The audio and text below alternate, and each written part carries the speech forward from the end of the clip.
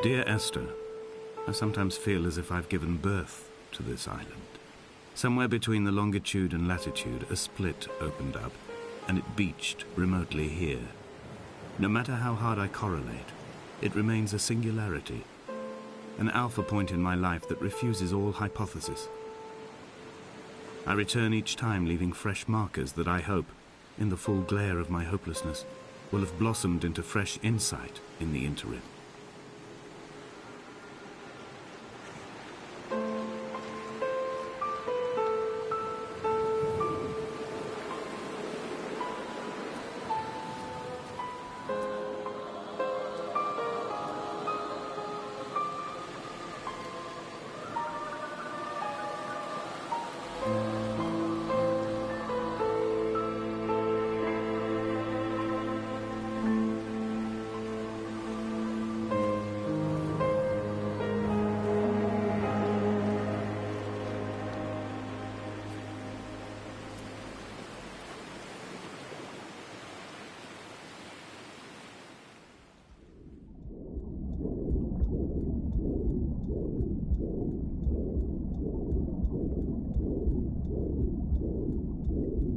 Come back.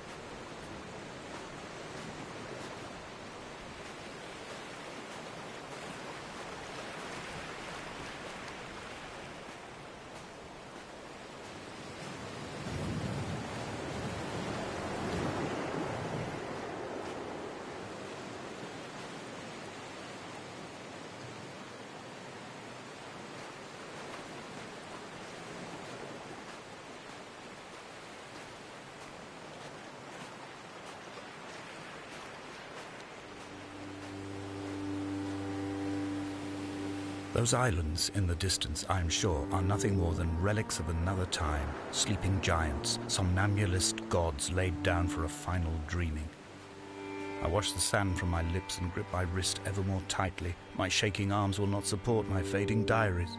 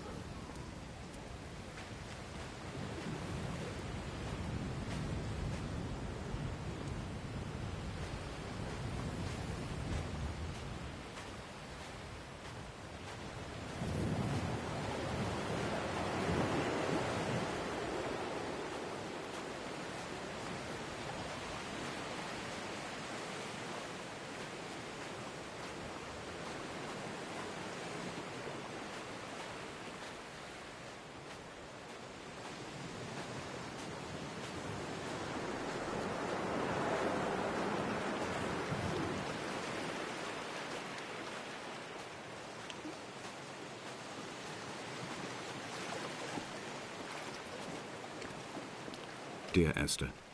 I found myself to be as featureless as this ocean, as shallow and unoccupied as this bay, a listless wreck without identification.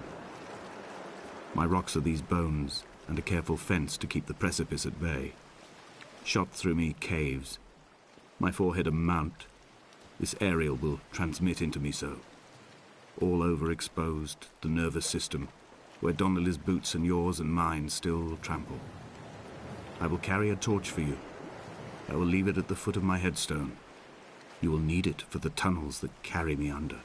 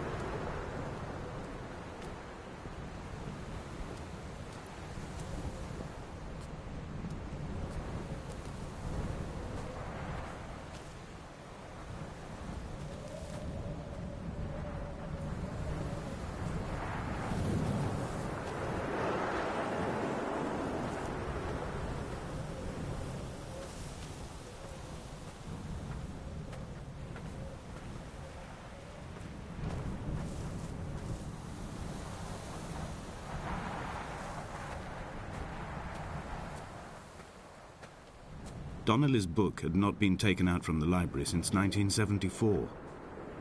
I decided it would never be missed as I slipped it under my coat and avoided the librarian's gaze on the way out. If the subject matter is obscure, the writer's literary style is even more so. It is not the text of a stable or trustworthy reporter. Perhaps it is fitting that my only companion in these last days should be a stolen book written by a dying man.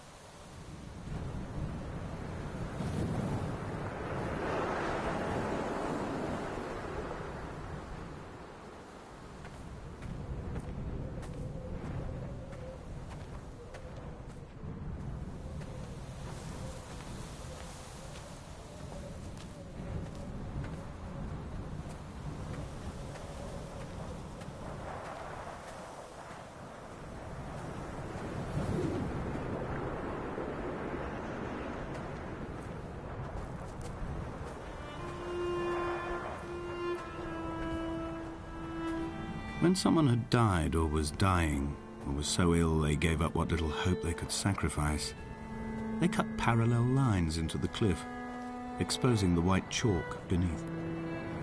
You could see them from the mainland or the fishing boats, and know to send aid or impose a cordon of protection, and wait a generation until whatever pestilence stalked the cliff paths died along with its hosts.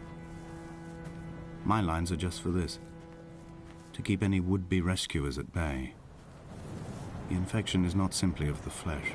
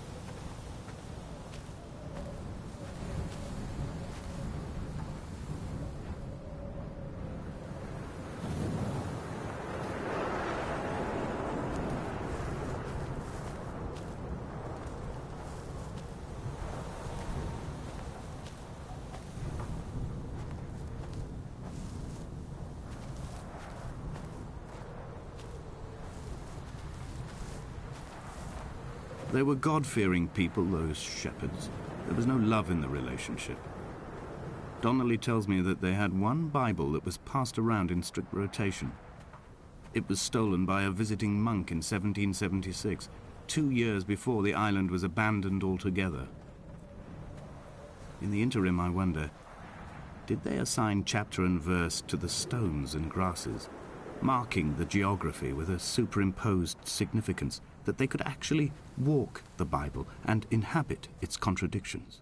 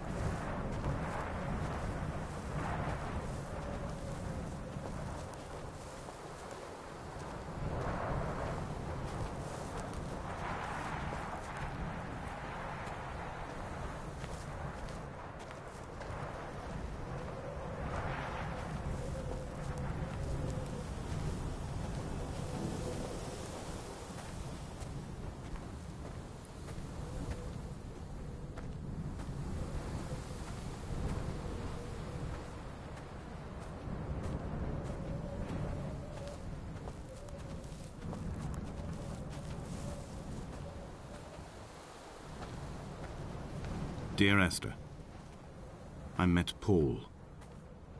I made my own little pilgrimage. My Damascus, a small semi-detached on the outskirts of Wolverhampton. We drank coffee in his kitchen and tried to connect to one another. Although he knew I hadn't come in search of an apology, reason or retribution, he still spiraled in panic, thrown high and lucid by his own dented bonnet. Responsibility had made him old. Like us, he'd already passed beyond any conceivable boundary of life.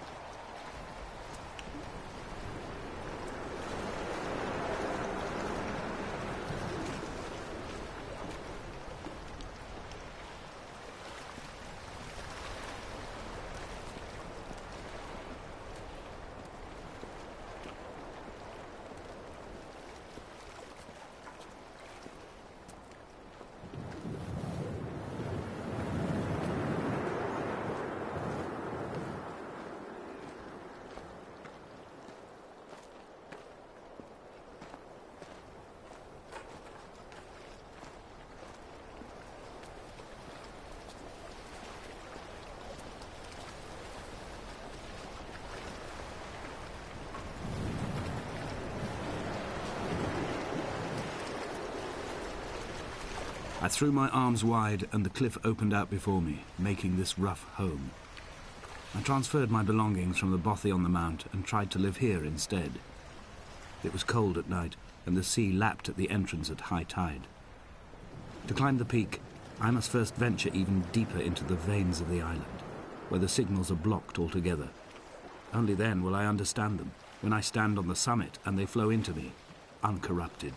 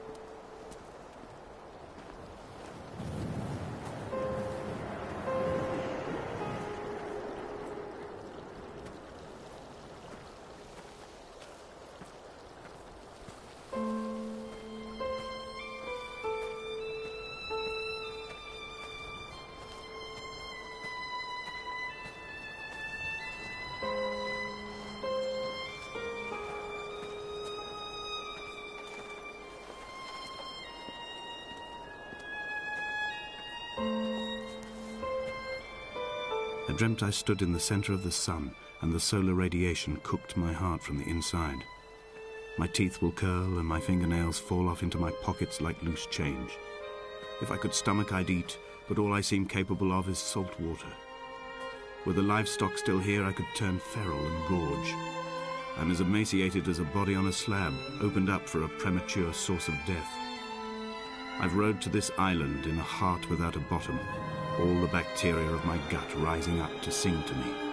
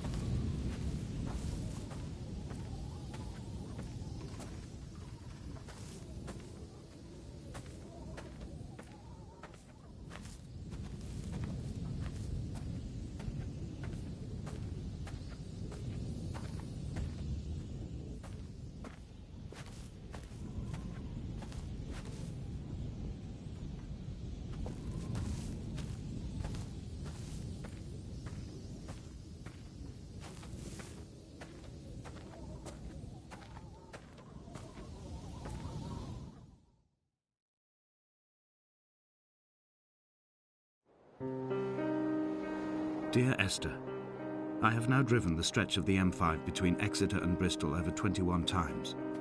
But although I have all the reports and all the witnesses, and have cross-referenced them within a millimetre using my Ordnance Survey maps, I simply cannot find the location. You'd think there would be marks to serve as some evidence. It's somewhere between the turn-off for Sanford and the welcome brake services, but although I can always see it in my rear-view mirror, I have as yet been unable to pull ashore.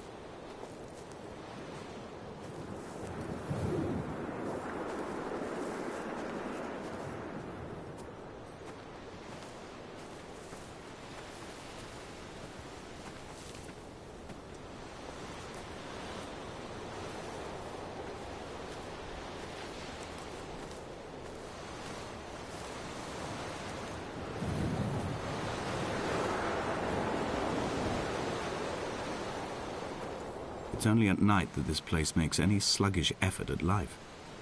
You can see the buoy and the aerial. I've been taking to sleeping through the day in an attempt to resurrect myself. I can feel the last days drawing upon me. There's little point now in continuation. There must be something new to find here. Some nook or some cranny that offers a perspective worth clinging to. I've burnt my bridges. I've sunk my boats and watched them go to water.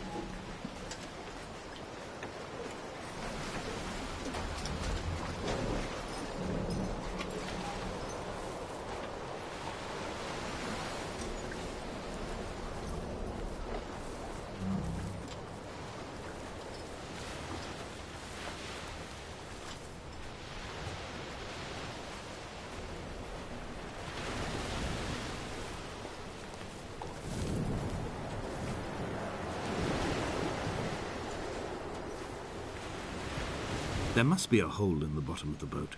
How else could new hermits have arrived?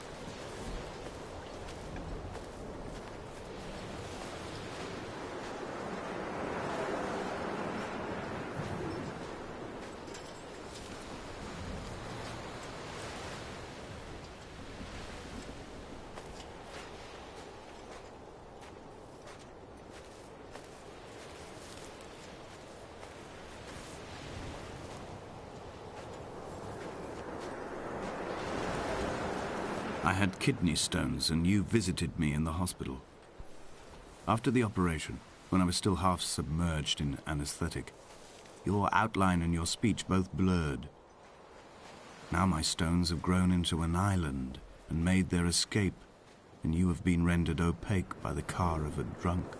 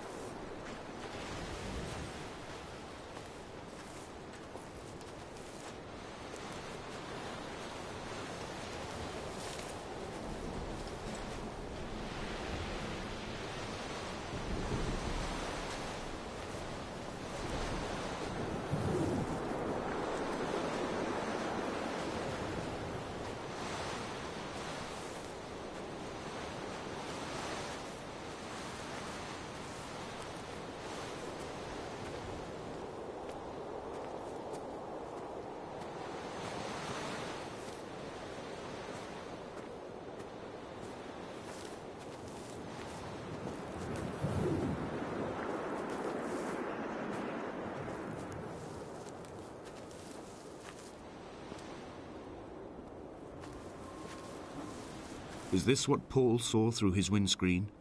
Not Lot's wife looking over her shoulder, but a scar in the hillside, falling away to black forever.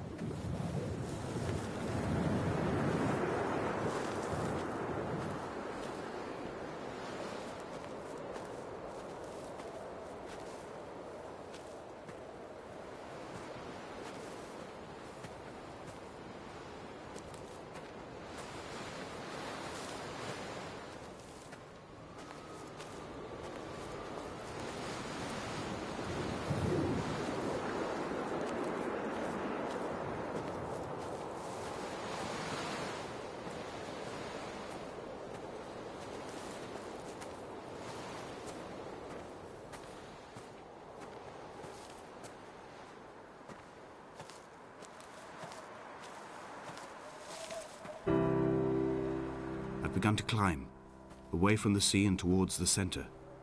It is a straight line to the summit, where the evening begins to coil around the aerial and squeeze the signals into early silence. The bothy squats against the mount to avoid the gaze of the aerial.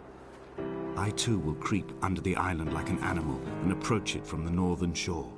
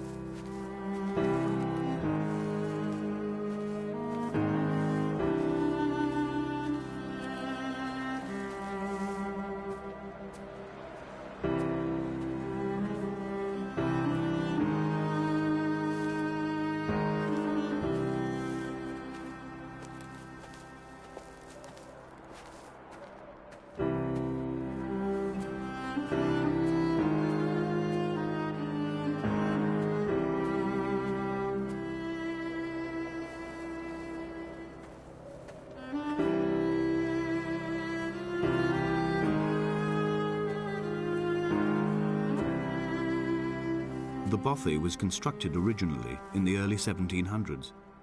By then, shepherding had formalized into a career. The first habitual shepherd was a man called Jakobsen, from a lineage of migratory Scandinavians. He was not considered a man of breeding by the mainlanders.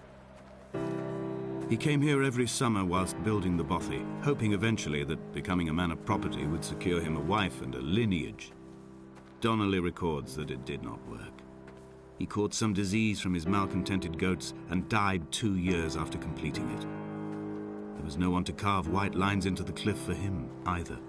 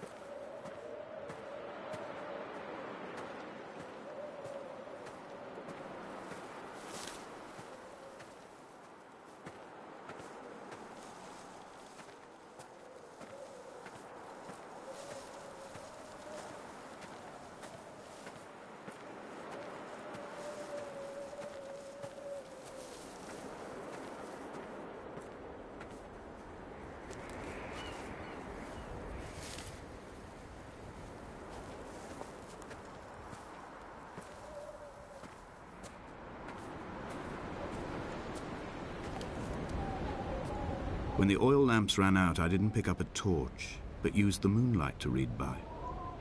When I've pulled the last shreds of sense from it, I will throw Donnelly's book from the cliffs, and perhaps myself with it. Maybe it will wash back up through the caves and erupt from the spring when the rain comes, making its return to the hermit's cave.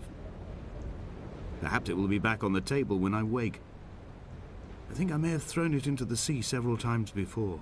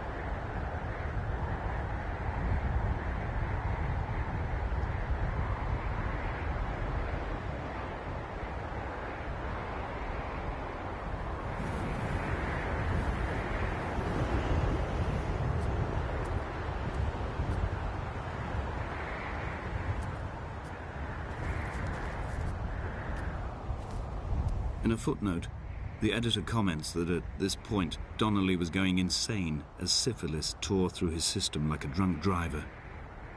He's not to be trusted. Many of his claims are unsubstantiated, and although he does paint a colourful picture, much of what he says may have been derived directly from his fever. But I've been here, and I know, as Donnelly did, that this place is always half imagined. Even the rocks and caves will shimmer and blur with the right eyes.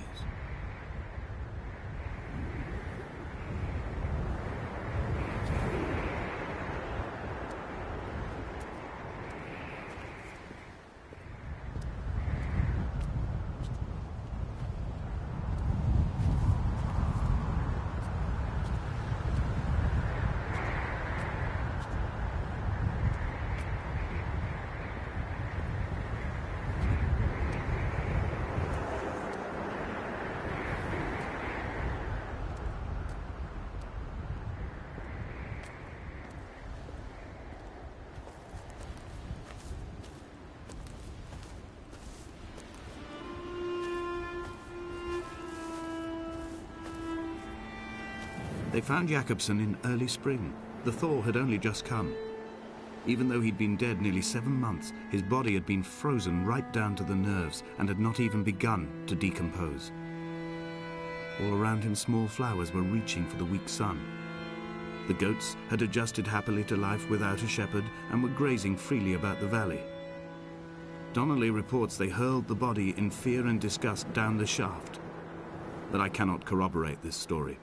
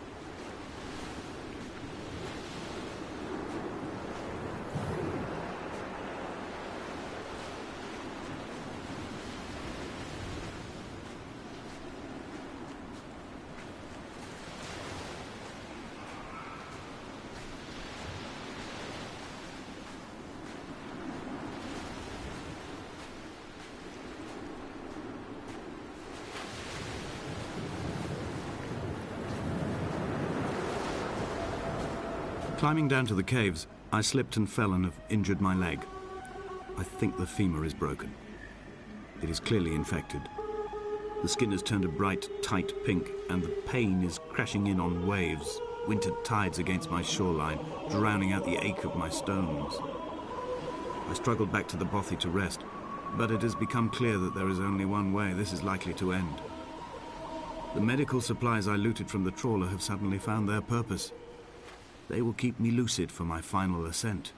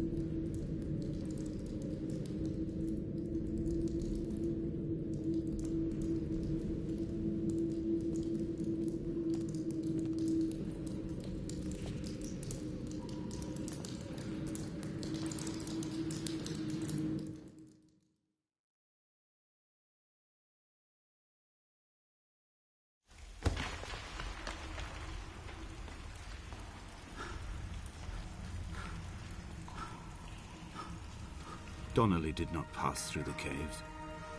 From here on in, his guidance, unreliable as it is gone from me. I understand now that it is between the two of us, and whatever correspondence can be drawn from the wet rocks.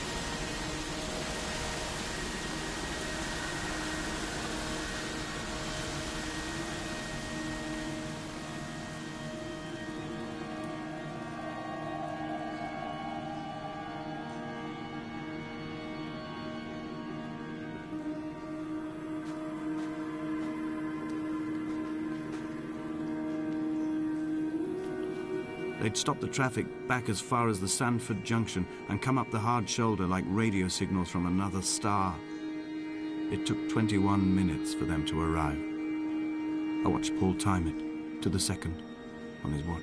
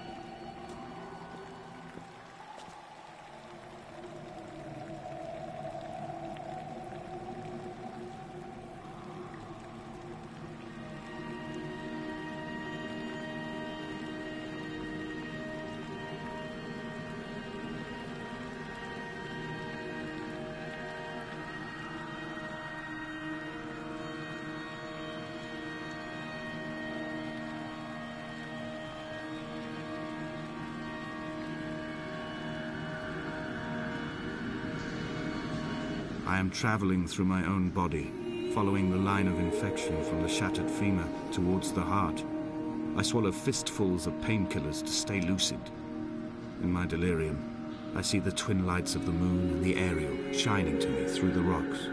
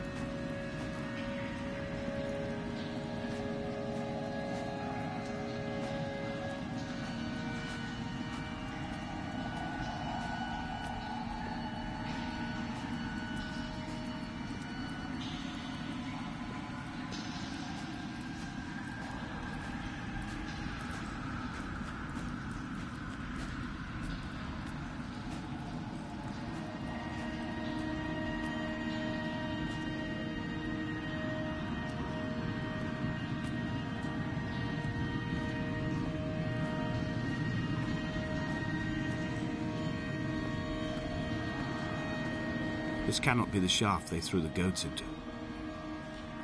It cannot be the landfill where the parts of your life that would not burn ended up.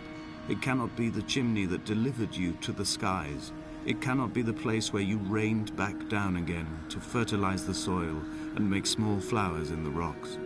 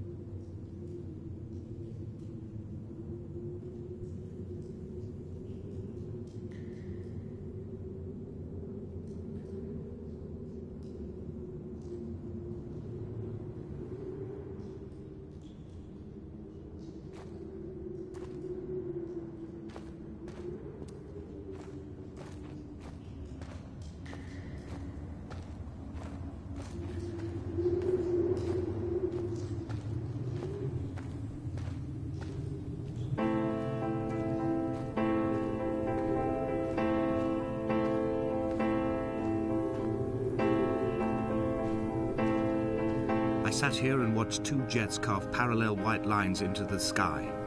They charted their course, and I followed them for 21 minutes until they turned off near Sanford and were lost. If I were a gull, I would abandon my nest and join them. I would starve my brain of oxygen and suffer delusions of transcendence. I would tear the bottom from my boat and sail across the motorways until I reached this island once again.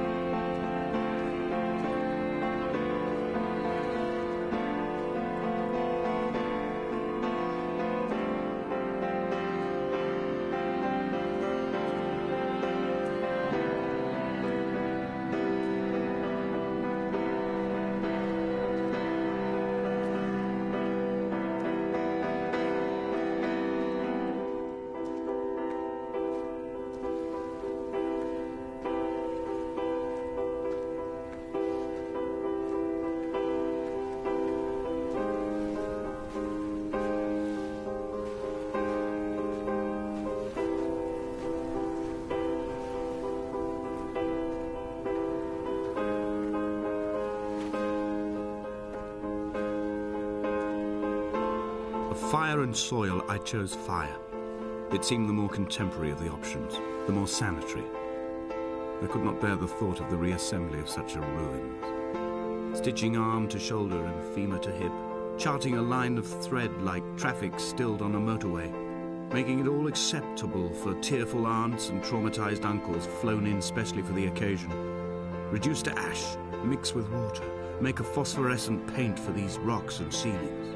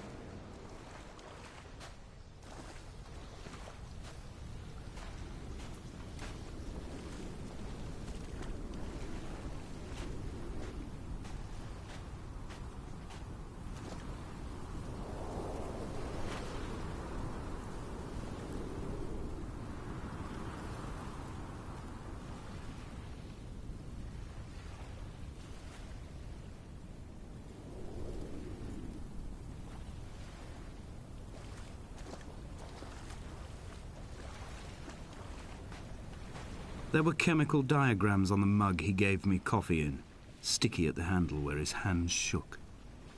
He worked for a pharmaceutical company with an office based on the outskirts of Wolverhampton. He'd been travelling back from a sales conference in Exeter, forming a strategic vision for the peddling of antacid yoghurt to the European market. You could trace the connections with your finger, join the dots, and whole new compounds would be summoned into activity.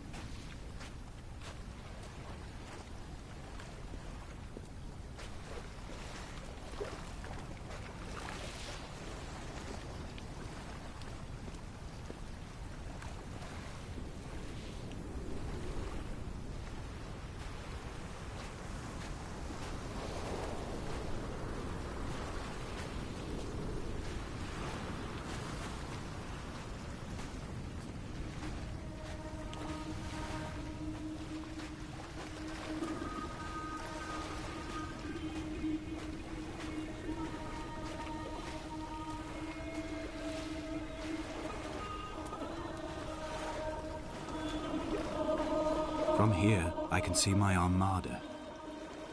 I collected all the letters I'd ever meant to send to you, if I'd have ever made it to the mainland, but had instead collected at the bottom of my rucksack, and I spread them out along the lost beach. Then I took each and every one, and I folded them into boats. I folded you into the creases, and then, as the sun was setting, I set the fleet to sail. Shattered into 21 pieces, I consigned you to the Atlantic, and I sat here until I'd watched all of you sink.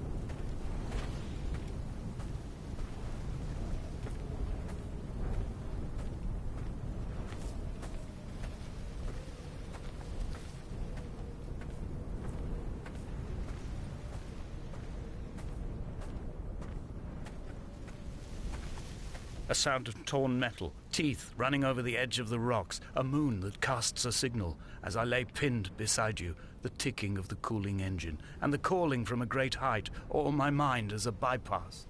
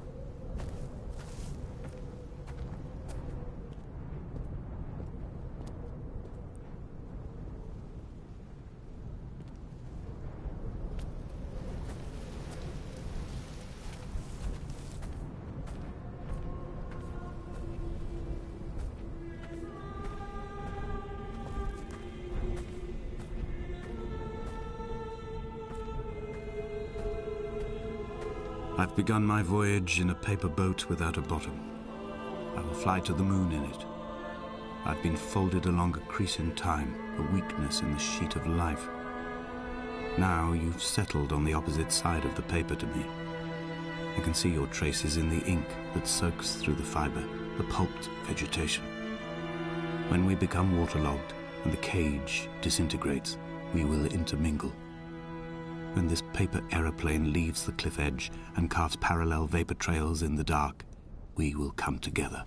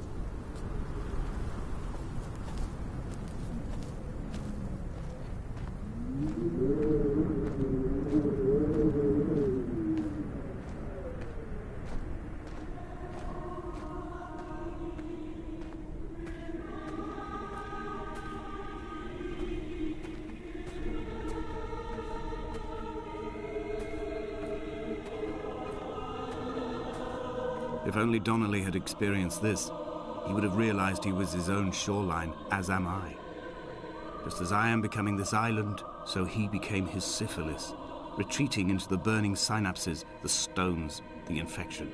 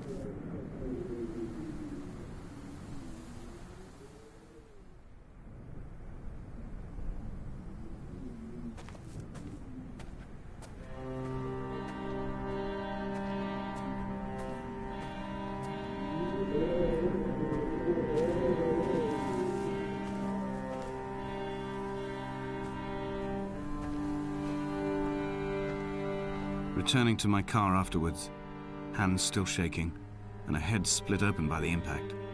Goodbye to tearful aunts and traumatized uncles. Goodbye to the phenomenal. Goodbye to the tangible. Goodbye Wolverhampton. Goodbye Sanford. Goodbye Cromer. Goodbye Damascus. This cliff path is slippery in the dew. It is hard to climb with such an infection. I must carve out the bad flesh and sling it from the aerial. I must become infused with the very air.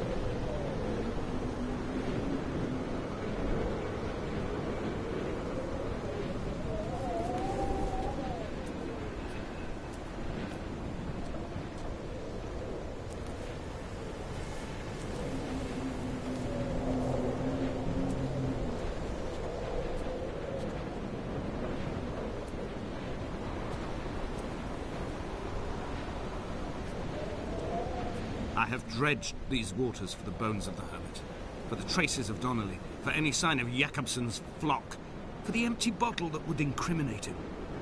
I have scoured this stretch of motorway 21 times, attempting to recreate his trajectory, the point when his heart stopped dead and all he saw was the moon over the Sanford Junction.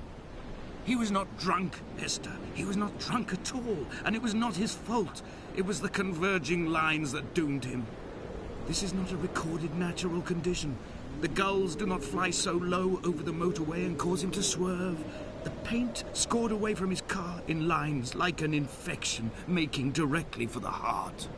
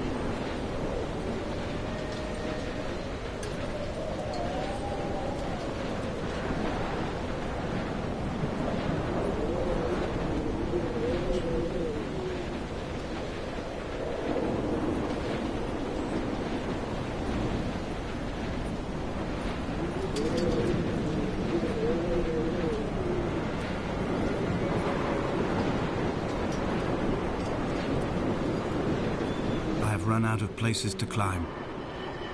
I will abandon this body and take to the air.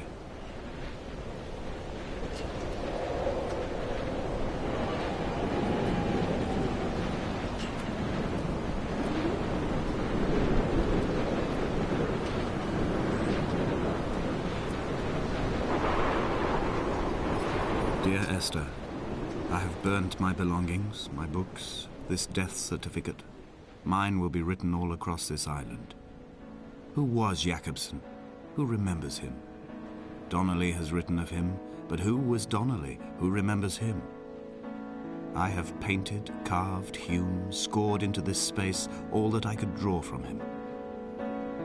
There will be another to these shores to remember me. I will rise from the ocean like an island without bottom, come together like a stone, become an aerial, a beacon, that they will not forget you. We've always been drawn here. One day the gulls will return and nest in our bones and our history. I will look to my left and see Esther Donnelly flying beside me. I will look to my right and see Paul Jakobsen flying beside me. They will leave white lines carved into the air to reach the mainland, where help will be sent.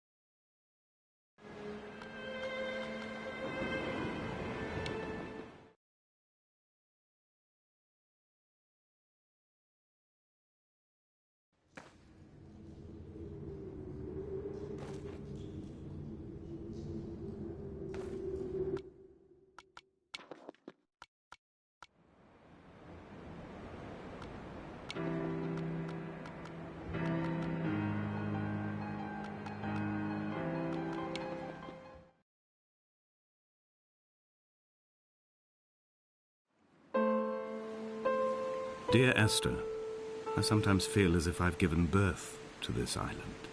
Somewhere between the longitude and latitude, a split opened up, and it beached remotely here. No matter how hard I correlate, it remains a singularity, an alpha point in my life that refuses all hypothesis. I return each time leaving fresh markers that I hope, in the full glare of my hopelessness, will have blossomed into fresh insight in the interim.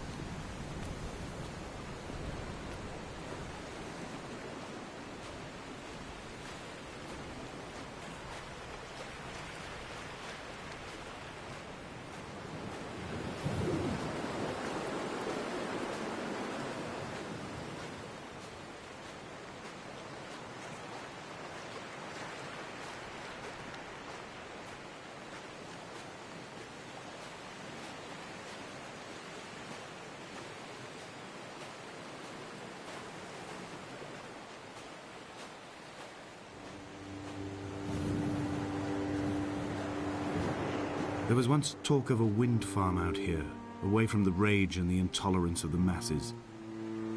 The sea, they said, is too rough for the turbines to stand. They clearly never came here to experience the becalming for themselves. Personally, I would have supported it. Turbines would be a fitting contemporary refuge for a hermit. The revolution and the permanence.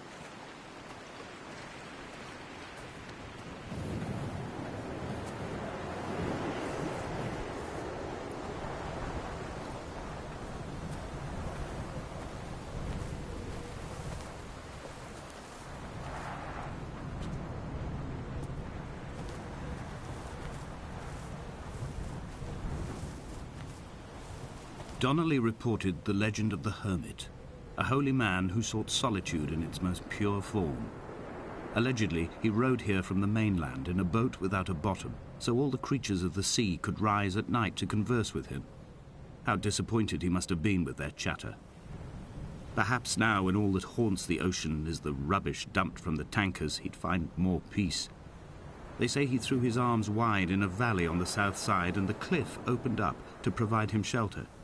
They say he died of fever 116 years later. The shepherds left gifts for him at the mouth of the cave, but Donnelly records they never claimed to have seen him. I have visited the cave and I have left my gifts, but like them, I appear to be an unworthy subject of his solitude.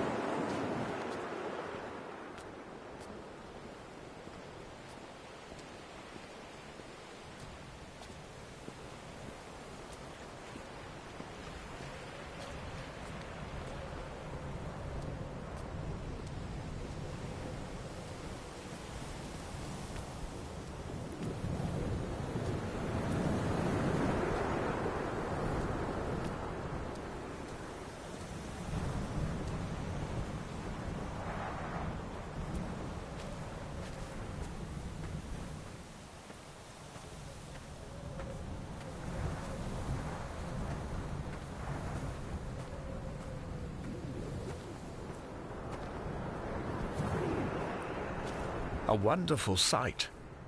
The moon cresting the junction between the cliff path and the stone circle. It cast a shadow of the ridge across the beach, all the world as if you had signed your name in untidy handwriting.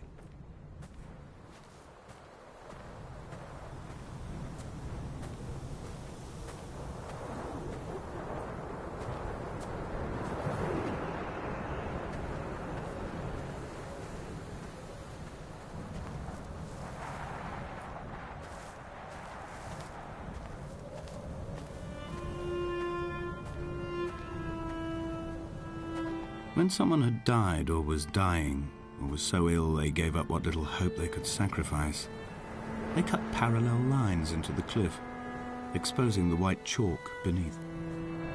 You could see them from the mainland or the fishing boats, and know to send aid or impose a cordon of protection, and wait a generation until whatever pestilence stalked the cliff paths died along with its hosts.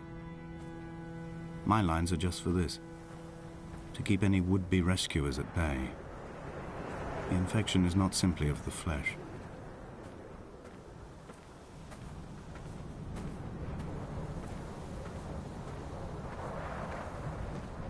I quote directly, "A motley lot with little to recommend them. I have now spent 3 days in their company. That is, I fear, enough for any man not born amongst them. Despite their tedious inclination to quote scripture, they seem to me the most God-forsaken of all the inhabitants of the Outer Isles. Indeed, in this case, the very gravity of that term, forsaken by God, seems to find its very apex. It appears to me that Donnelly, too, found those who wander this shoreline to be adrift from any chance of redemption. Did he include himself in that, I wonder?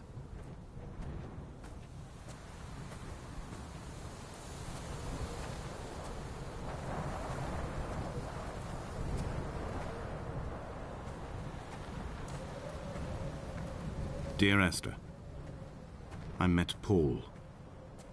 I made my own little pilgrimage. My Damascus, a small semi-detached on the outskirts of Wolverhampton. We drank coffee in his kitchen and tried to connect to one another. Although he knew I hadn't come in search of an apology, reason or retribution, he still spiraled in panic, thrown high and lucid by his own dented bonnet. Responsibility had made him old. Like us, he'd already passed beyond any conceivable boundary of life.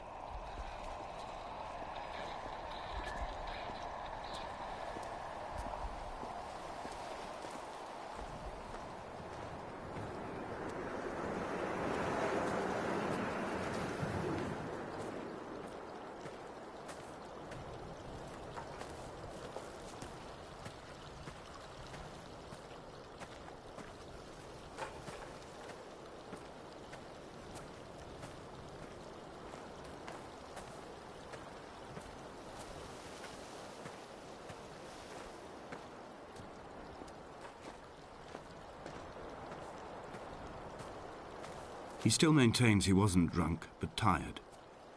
I can't make the judgment or the distinction anymore. I was drunk when I landed here, and tired too. I walked up the cliff path in near darkness and camped in the bay where the trawler lies beached. It was only at dawn that I saw the bothy and decided to make my temporary lodgings there. I was expecting just the aerial and a transmitter stashed in a weatherproof box somewhere on the mount. It had an air of uneasy permanence to it. Like all the other buildings here, erosion seems to have evaded it completely.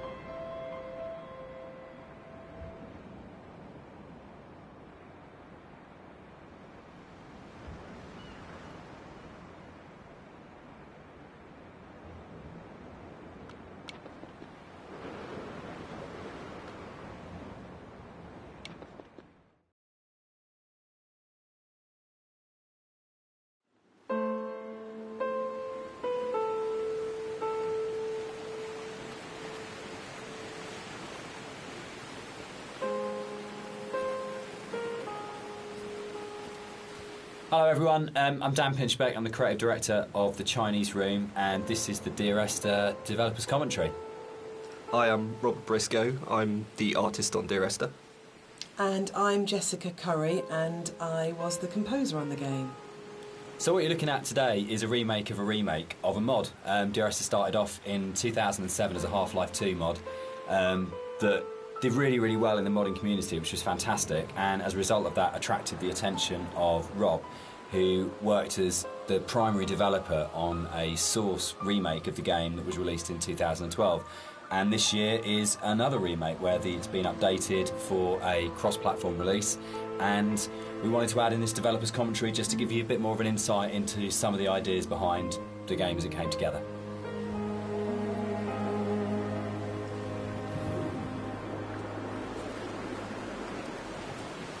Hello everyone, I'm Dan Pinchbeck, I'm the creative director of the Chinese Room, and this is the Dear Esther developers commentary.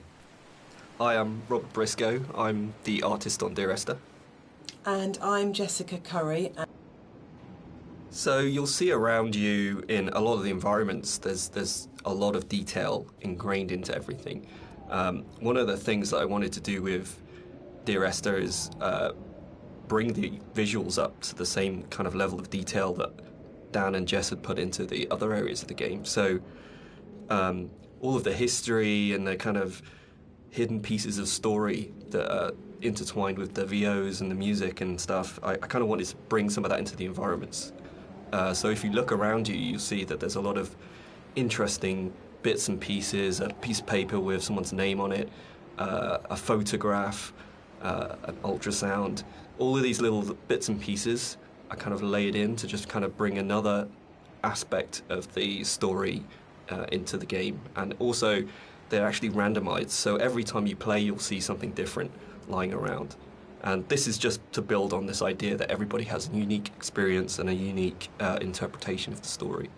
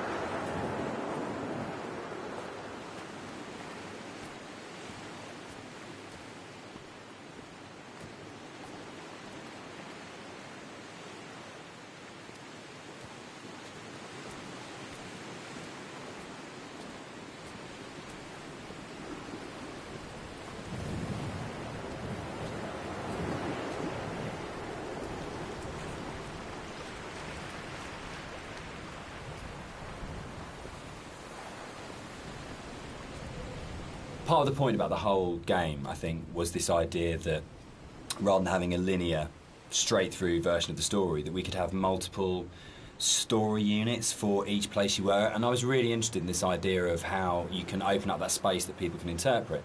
So I loved the idea that you could have two people that had played this game and then would have a conversation about it, and one of them would say, oh, what did you think about when this happened? And the other person would be like, well, that didn't happen for me. I had a completely different event happen or a completely different story happen. And it kind of feels very gamey in that way, that actually one of the things I love about writing for games is that you hand over so much control to the player that it becomes their story, and that's really, really important rather than trying to force them. So using randomised blocks of voiceover in the game and the kind of randomised prop details that Rob was talking about means that it gives it a really different feeling every time you go through. And that's kind of interesting for me, because I like the idea of going, well, not everyone has to have the same experience, and because it's interactive, you have the capacity to have very different experiences occupying the same space. So yeah, but balancing all that then becomes an absolute nightmare. I think it's nice though, because everybody gets a personal experience. Like, I love reading the forums and seeing how people come and they sort of tell their story and what they interpreted of it, and then you see other people discussing what they thought of it. And to me, it's kind of nice because everybody takes something unique away from it.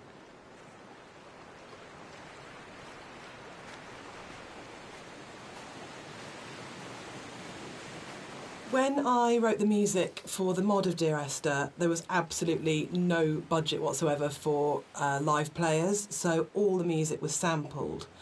But one of the good things about that is it actually forced me to be quite creative about how I wrote the music. So with my background in sound art, I wanted to use samples in a different way that wasn't just using it to sound like a violin. I wanted to time stretch and manipulate samples to make something different and strange and quite unique. But then when we got the Indie Fund money, I had the amazing opportunity to re-record the music with live players. And that was so exciting for me, actually, because that's where it comes to life. And I thought long and hard about whether to write new music, going from the mod to the commercial version. But actually, I decided that my initial and original emotional response to the game was probably going to be the strongest response and reaction that I had. So I just literally, the music that I'd written for samples, I then wrote out for live instruments. But what they bring to it is transformative, actually.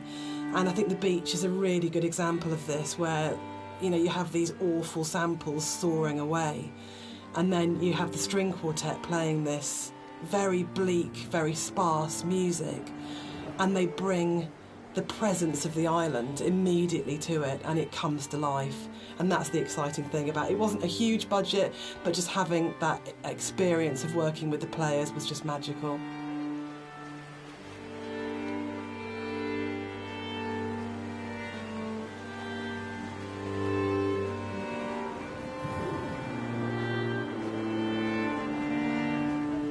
Everything about Esther for me is a dream. The landscape is not an island, it's the dream of an island. The music is like music that you wake up because you've heard in your sleep, but you're not conscious of hearing it. And the language in the story was supposed to be like that as well. It didn't matter the sense it made, it was more about the kind of the shapes it created, if that makes sense. So that the words would kind of were like being in water, like listening to something underwater. It'd be this very dreamlike, symbolic, poetic thing. And it always frustrated me in games with game writing. This has really changed quite a lot. There was never any space for poetic language. It's very exposition-y, very descriptive, very direct. And you'd have, like, art and audio would have these amazing creative spaces they could explore. But when it came down to actually writing, you just had to basically go into the room, describe the character, tell the player what to do. And it just seemed like the most boring thing you could do with words in a game. And why couldn't a writer have the same artistic freedom as a visual artist or an audio designer or a musician, in terms of being able to say, isn't this just about creating this kind of emotional tone, this emotional space? And it's really, I still love that about the game, and it's one of the things I love so much about Nigel's voiceover, is it has this really odd, disconnected, kind of dreamlike quality to it, where you might finish the game and not actually understand anything that happened, but you're being carried along in the flow of it. And without any kind of sarcasm at all, I get into trouble saying things like this, the same design principle applies as this to Halo. It's 30 seconds of fun, or 30 seconds of depressing engagement, I guess, in our case. But it is about that loop of being in the moment in the game constantly, and that's actually the critical thing that matters.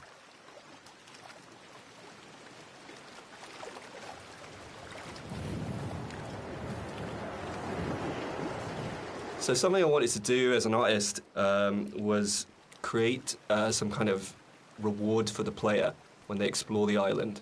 There are some areas of the game where it's a little bit more quieter, there's no music or there's no voiceovers. So I kind of wanted to create a bit of an incentive for people to explore.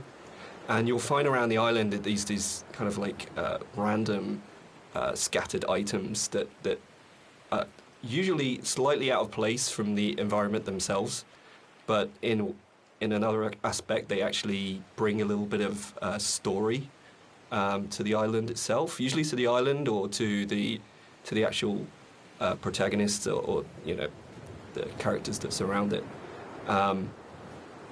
So you'll find that around the island these little props and stuff. Just keep your eye out for it if you're exploring.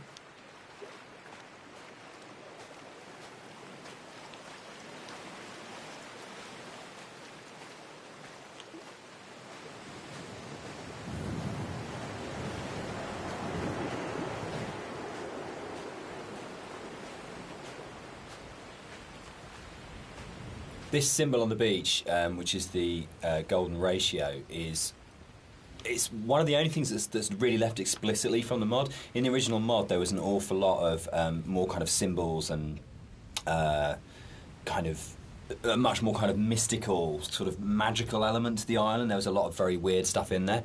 And a lot of them came out of the commercial version because they felt like they were a little bit explicit. And instead, there's a lot more hidden kind of codes and symbols in there. There's still some stuff which you can only actually see or experience if you are not playing the game, if you're looking at it from editor. We had in the original mods things like trees planted to mirror the shape of the M5, or there's a whole bunch of things that are there to represent star clusters and all kinds of things like that. And we'll probably talk a bit more about kind of like hidden details and the secrets in the game as we go through. But that was really interesting for us in terms of the design of it, of going, you've got your kind of your conscious, explicit play experience, but games are always constantly manipulating your mood and your feelings and the decisions you're making. And so really trying to create a space that had all of these kind of subliminals in it was a really interesting thing that we wanted to do, both with the original, and then I think it got lifted up into a much more sophisticated version when we went to the commercial, because Rob was able to bring that sort of level of artistry to the visuals that really got that kind of sense of hidden meaning in there. And that was really important, given how kind of complex and symbol heavy and poetic the story is, where a lot of it doesn't actually make any sense, but it's about kind of leaving you with these, I guess, like the half-life of ideas and thoughts that you can't quite shake, that stay with you. So we really were trying to get that blend of how music, story and visuals could all create that really sort of uncanny structure that you wouldn't necessarily be able to define properly, but you knew it kind of had a meaning that was staying with you.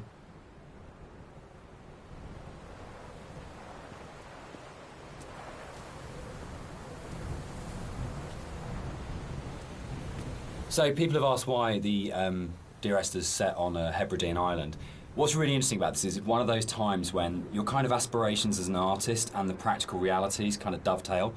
We knew that we had to have some way of limiting the player from disappearing off the play space, and when we made the original, it was a mod, and because it was a Half-Life 2 mod, you kind of had Eastern European city, spaceship, or blasted, desolate landscape, where you had three options if you didn't want to start making any other assets. So it started off with these practical constraints. We don't want to set it on a spaceship, we don't want to set it in an Eastern European city, so it's got to be on this kind of like this desolate landscape. And we want to limit the player, so an island seems like a natural choice. And it's really interesting how you start from that, and we had this big lump of clay on a table that we were carving out paths and things to annoying the cleaners and things like that.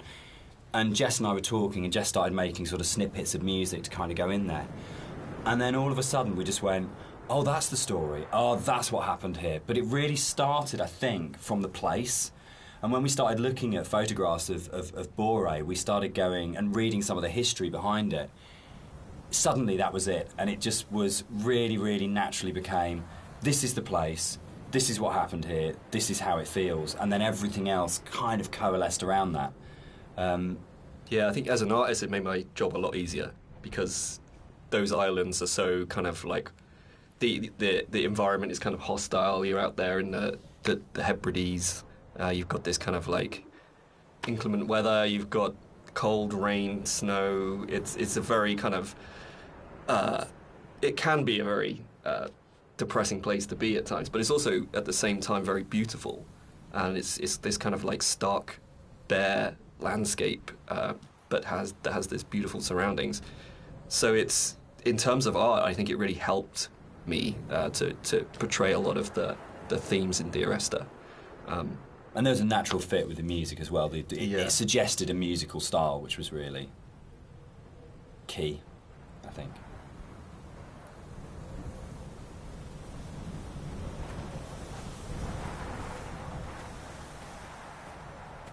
One of the things you're always trying to do as a composer is create memorable themes. And a slight confession is that probably the most memorable theme, which is Remember in Dear Esther, wasn't actually created for the game. Rob's looking shocked. So it was actually from a piece of choral music that I'd written years before, based on a Christina Rossetti poem called Remember. And one of the things I was talking about earlier was how I didn't have any budget. So I had this piece of choral music, and I thought, hang on, this is absolutely perfect for Esther, but I don't want to use all of it. So the only bit that you actually get in the game is the first line of the choral piece of music. But that actually went on. White Lines. Yeah. They actually did this. It was really cool. I found this historical document. They used to do this on Boré and the Hebrides. If the disease broke out, Really? they'd actually chip out and expose the chalk. So if you're on a boat and you were coming to the island, you know not to land because it was infectious, which is the coolest, most amazing. It's one of those things where you go, it's almost impossible as a writer to come up with something as cool as that. It just has to be something that was actually done. And it's so sad as well. And I love this bit and the fact that we can do it, because it feels really real, because it references a real thing. And I don't know, there's something really special about that. But it was always one of those bits in the game that I thought, we've got to be able to represent this somehow. We have to be able to get these things in here. Yeah, I mean, that's really interesting. I actually didn't know that was actually based historically in... Something that I wanted to bring through in the art of the game was the same kind of fidelity that you find in both Jessica's music and Dan's writing. In the same kind of way that you have all of these little details, these very close attentions to detail that kind of really bring richness to the story. And something that was missing in the original mod version was just this lack of a visual layer of story. There's a scene in Donnie Darko where Drew Barrymore's playing his English teacher, and she talks about Celador as being the most beautiful word in the English language, and about it's the sound of the words together. And Dear Esther actually comes from the introduction to From a Faith No More song, the Crab song on the first album, Introduce Yourself. And there's a point where, I think it's Chuck at that point as the vocalist before Mike Patton, just says, Dear Esther. And it really lodged with me, because the sound Dear Esther just has a really amazing sound to it. And I think when we started making it, and the idea of it being this series of letters to someone came through, it just came straight back out of going, that's just a really beautiful sounding combination of words. And I think that really sums up the whole approach to the writing in Dear Esther of what's the most beautiful combination of words and images we can put together, and to do it that way rather than writing a tradition. I think the central question to the entire experience for most people that have played it or are talking about it is this idea of, is the island real? Is what's going on a literal event of a man walking across a Scottish island, or is it a dream that he's had? Does the island even exist? And one of the things that we try to do with the writing is to constantly lull the player into a position where they got an understanding, they made a decision about what they thought was going on, and then to undercut it. So you never actually were able to settle on any one interpretation. And that was the challenge I set myself when I wrote the original mod, was can we put a story in a game that not only lends itself to multiple interpretations, but there is no stable interpretation. Every single interpretation you have will always have questions, and you'll never be able to fully trust what you think you understand about the game. So it's challenging, I think, for that result, and it becomes quite a challenging kind of game story because of that, because you don't ever get that situation to go, I understand it now, I can walk away from this thing and it's all closed off and it's tidy. It was a very deliberate attempt to say, no matter where you think you are with this story, you're always questioning whether or not that's right.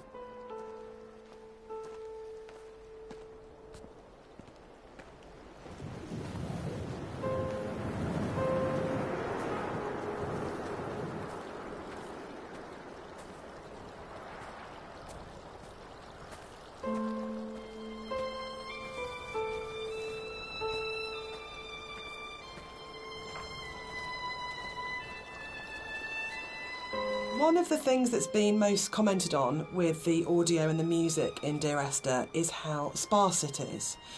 And that was a really deliberate tactic. I wanted to leave room for the player to think and to dream and to wonder and to put their own interpretation into what was happening. And I think the problem with so much modern media is how bombarded we are constantly. It's the kind of MTV, flash in your face, constant music. And Dan and I watch a lot of drama together, and that really is constant Endless, music. which is constantly telling you what you should feel, like really clearly, and it's like being kind of beaten up by the music sometimes. And when you read a lot of reviews of Dear Esther, a lot of people say they had this time to think and to interpret, and that was one of their favourite things, that they placed themselves so directly into the game, and it's their experience. So there's a lot of places in the game where you see a lot of strange things, and this is very deliberate. One of the things we wanted to do is just kind of like not spoon feed the player every little piece of story. We kind of just, some things are literally just in there to just kind of let you think and let you decide on whatever you want to bring to the story yourself. So it's kind of like I approached it like an impressionist painting, where you've got like this kind of very vague outline of things, but if you stare at it enough, you can kind of like fill in the spaces, and kind of the image comes together on its own. So a lot of these kind of strange pieces of geography and stuff, that's really kind of deliberate in some ways, just to kind of keep the player's mind open and kind of bring their own interpretations of the story through that.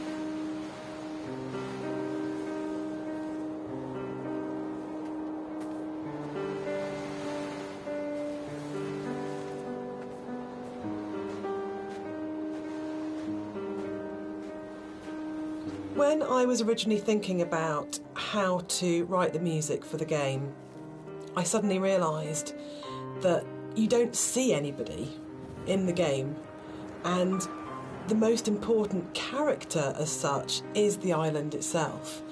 So one of the things that I did with the music was to write the island as if she or he were a character in its own right.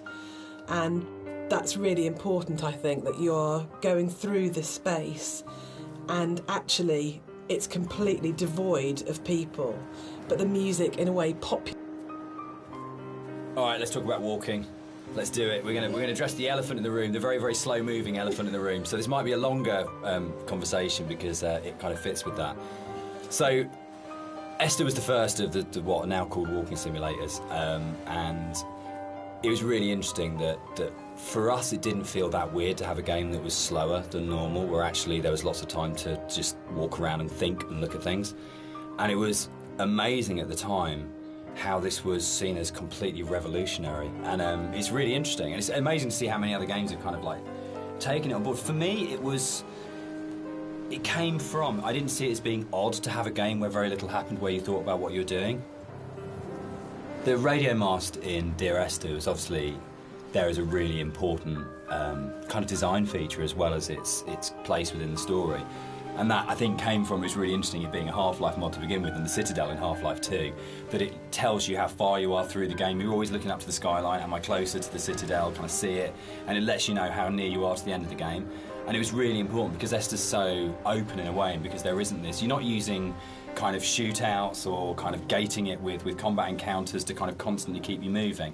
That it was really, really important that you always had that focal point of going, I know exactly from the beginning of the game, virtually right from the start, you know where you're going, you know where the game's going to end up, and you know that sooner or later you're going to be either at the base of that thing or climbing that thing, and it's always there, that red light. And I think particularly with the colour palette of the game, the fact that you've got this very, very, very clear red light that's unlike any other. So something you'll notice as you look around the environment is, you know, from a distance you see the landscape. It's kind of a beautiful place in some ways, but something I wanted to bring to the game was that there's this second layer beneath the surface. Whereas if you look at things closely, you see that the actual island itself is very polluted. It's kind of very rotten. You know, everywhere you look, every rock, every grass surface, it has this layer of filth on it, and it's kind of been put in there just to kind of emphasize further that this island's a really unpleasant place to live. It's like if you scratch the surface, you see like just how corrupt this island is.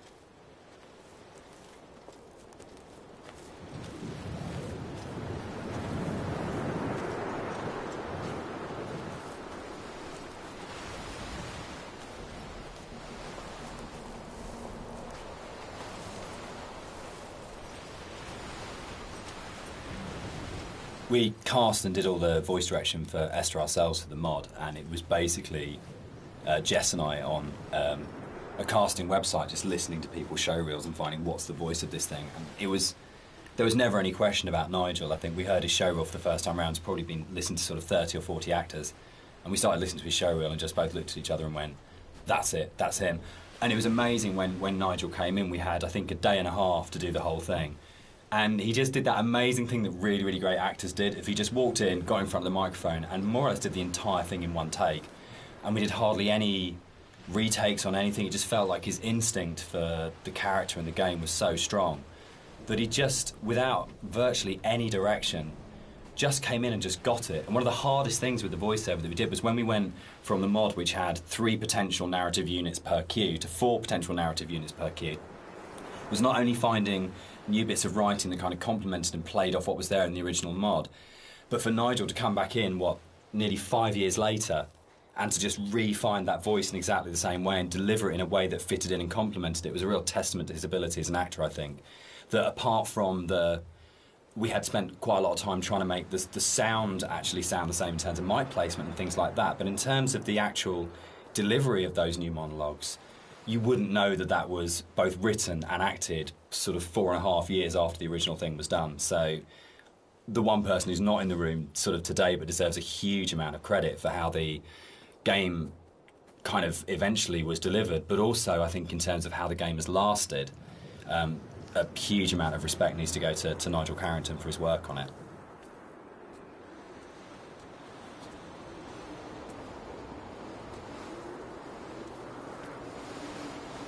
So this hole in the ground was kind of a difficult thing in some ways. It's a bit of a challenging aspect of the game. Because, in some ways, it kind of like, I think for me, we wanted to have this kind of this pit here, and I wanted the player to be able to actually go as close as possible and like look over the edge and you know, kind of have this feeling of dread and stuff. But the other issue that we faced was like, what happens if the player just jumps into the hole? Like we have no real death in the game. And from a design point of view, Dan, I mean, I don't know what you it was really hard because you know, it was a game where we couldn't let the player die. We didn't want to have respawns, but we had to handle the fact that there would be both accidents where the player would fall off a cliff or something, but also the deliberate urge as a player. Yeah. You know, the first thing you're going to do is go, great, there's an ocean, how far out can I go? Or there's a cliff that's really high, can I jump off it? And how do you have death in a game where you can't have the player die? Because if the player starts breaking up the experience by dying and reloading, then you're in a really, you start breaking the experience a lot. So yeah, I mean, we didn't want to also have like artificial boundaries, you know, where it's like an invisible wall. Like if you take a look through the game, you'll never see a place where you think you can get to, but you can't. There's always some kind of actual natural boundary or man-made boundary.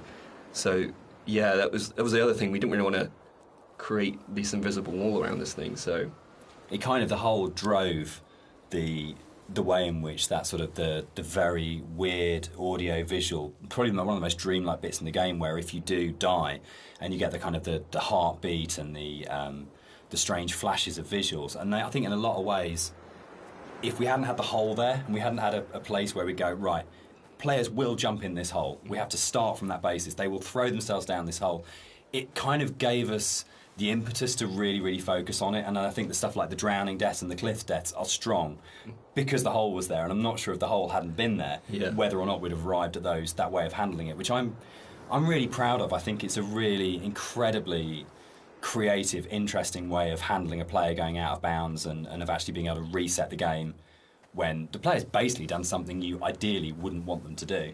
Yeah, and I kind of think it fits well with the theme of the game as well, because you don't really know what's just happened. Yeah, it's not like you hear a death sound and then you kind of respawn. It's this kind of like very soft, very ambiguous change. You know? There was a point in the original mod where if you died, it would do the whole Half-Life major fracture detected. Yeah. It always brought a really good tone to the game. Yeah, yeah.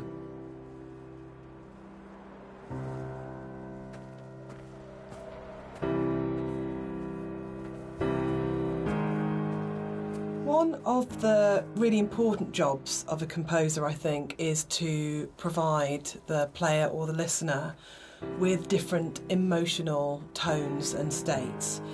And up until this point in the game, the music has been very sparse, very intimate, and very isolating in a way.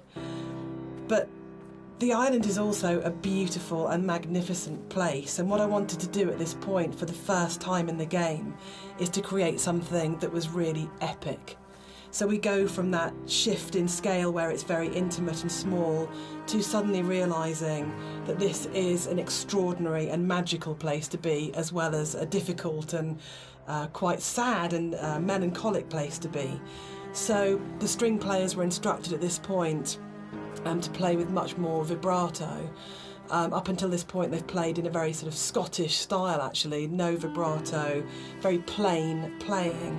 But this was a really beautiful cue to write, actually, because that has that scale. You suddenly realise that the island is really big, and you know, you have this beautiful vista, and the music then shifts so the player can actually, just for a moment, I think, enjoy being where they are.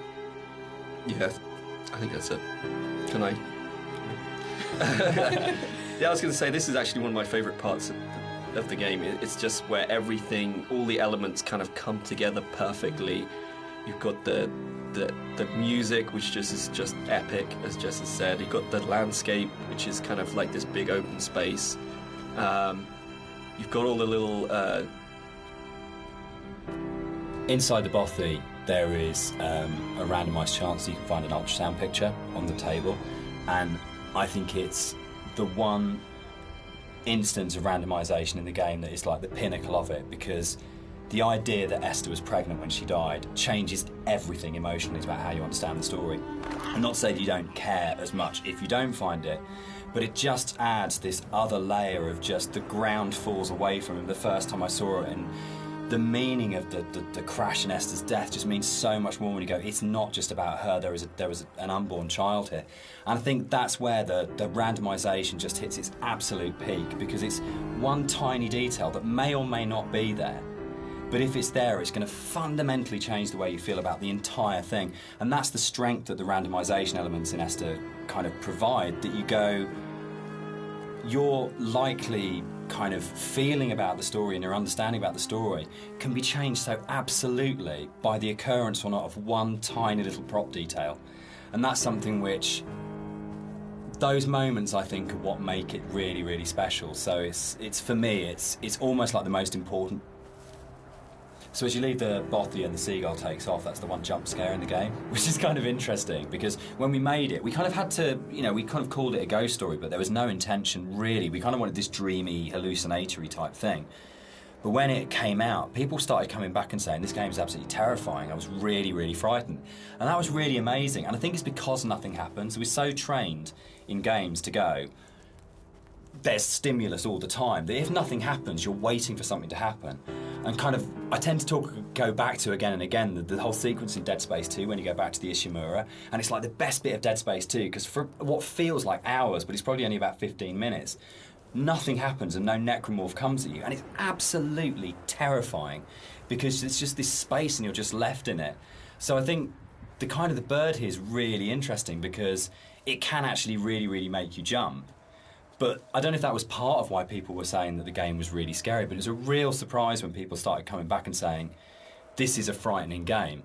And I don't know how much of that is to do with the ideas in the game are frightening when you think about them, and how much of it is to do with just the emptiness and the lack of kind of things in the game make it a really quite stressful or quite frightening place. But it was a real surprise, I think, that sort of reaction from a lot of players when we shipped it.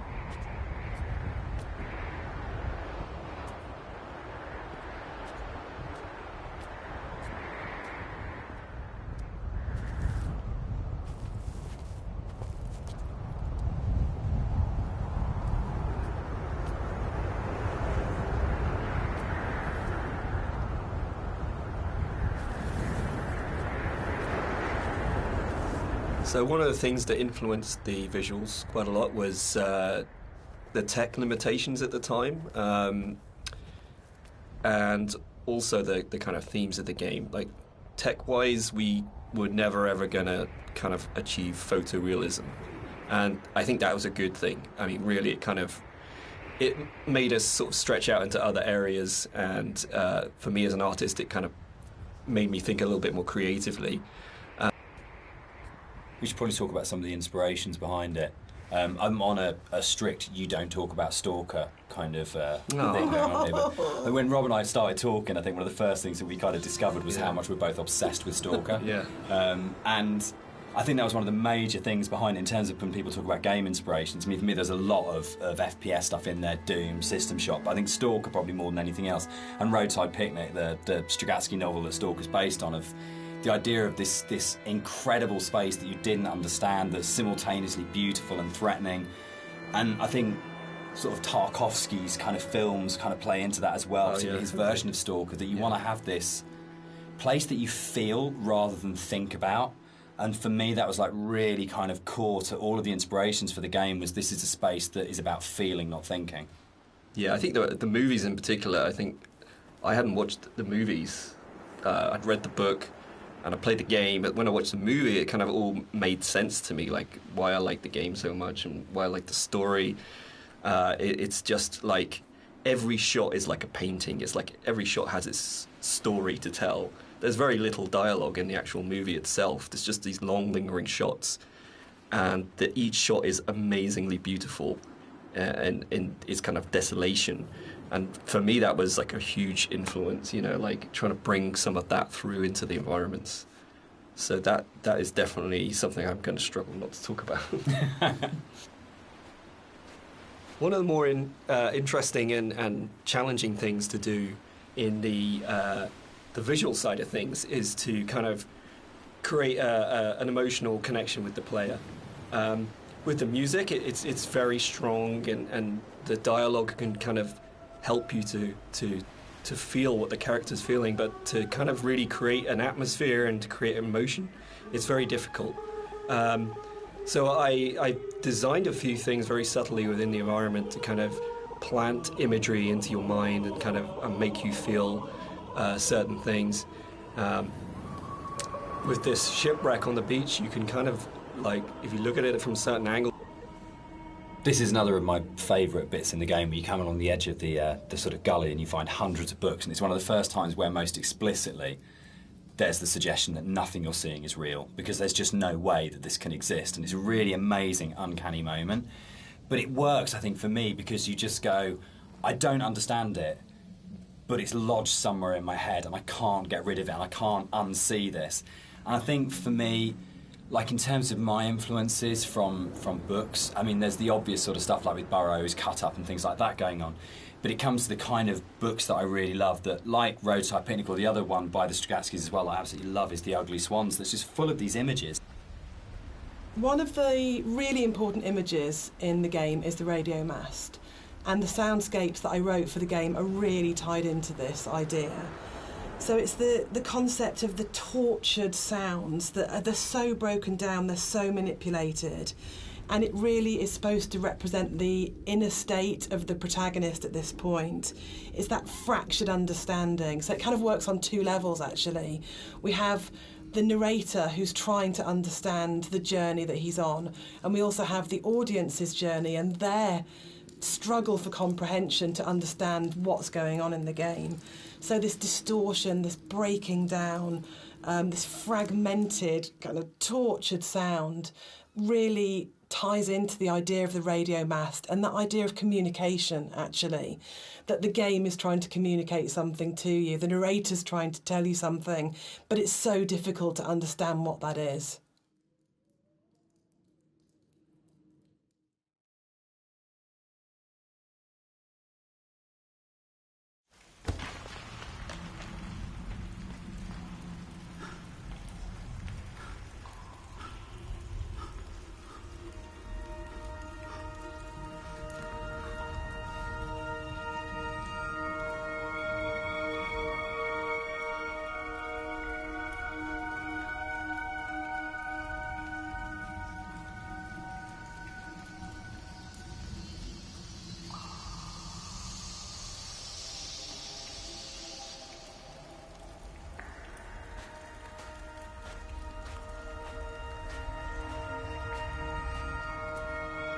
The caves in the game are really interesting because it's a very tonal shift within the whole visual look of the game. It's kind of like this more organic, more surreal, dreamlike landscape compared to what you're used to before this point.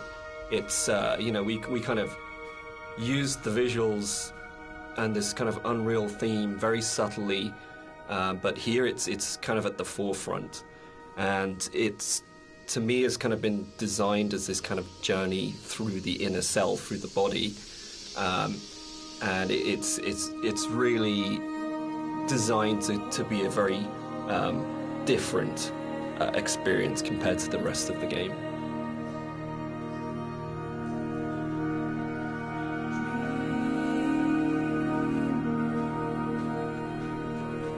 This, for me, is probably the most pivotal music cue in the game, and it's the one that most people write to me about to say that they are absolutely obsessed with and they love. It's the only music cue that has singing, it has a female voice, and I think that's a really important shift for me, that you've gone from this beautiful string music, but it's quite abstract, into what is effectively a song. And with lyrics, so you're actually explicitly saying something as a composer at this point. The other thing that I think it's important to say for me is it's the biggest shift from the music that I wrote for the mod. It's the same music, but the act of having it sung by an amazing singer. I sang it on the original and it's really bad, and Clara Sanabras re-recorded it. And it's what good actors do, it's what Nigel Carrington did, it's what good musicians do, and they take something that you've created and they just shove it up into the next level and make something that's good into something really extraordinary. And also for me, I think it's a point where the environment art and the music just meld so beautifully and so seamlessly into one. I mean, on a personal level, I've played the game hundreds of times now, and I still enter the caves and I look at Rob's work and I'm just absolutely overawed, just gobsmacked by its beauty. And I just think it's a really magical moment in gaming for me, actually. I know that probably sounds really dramatic, but I just think it absolutely hits something where everything just works together. And the music is so dreamlike. You know, Rob has talked about the journey through the body, and I think that's absolutely, for me, the music becomes so organic and fluid and actually very feminine and female at that point. You're hearing the voice of his love.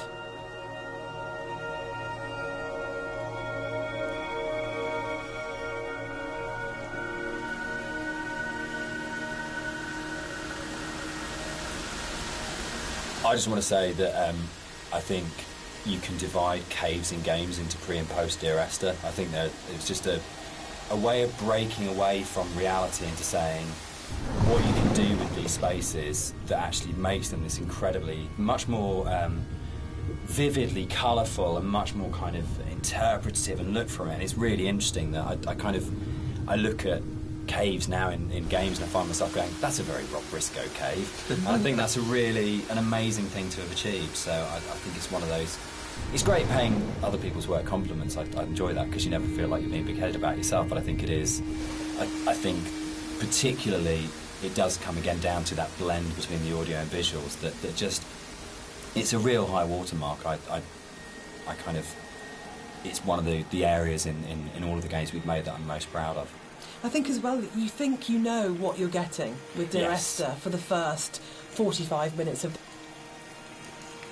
I think when you're designing a game, it's very easy to get very locked into what the system can do.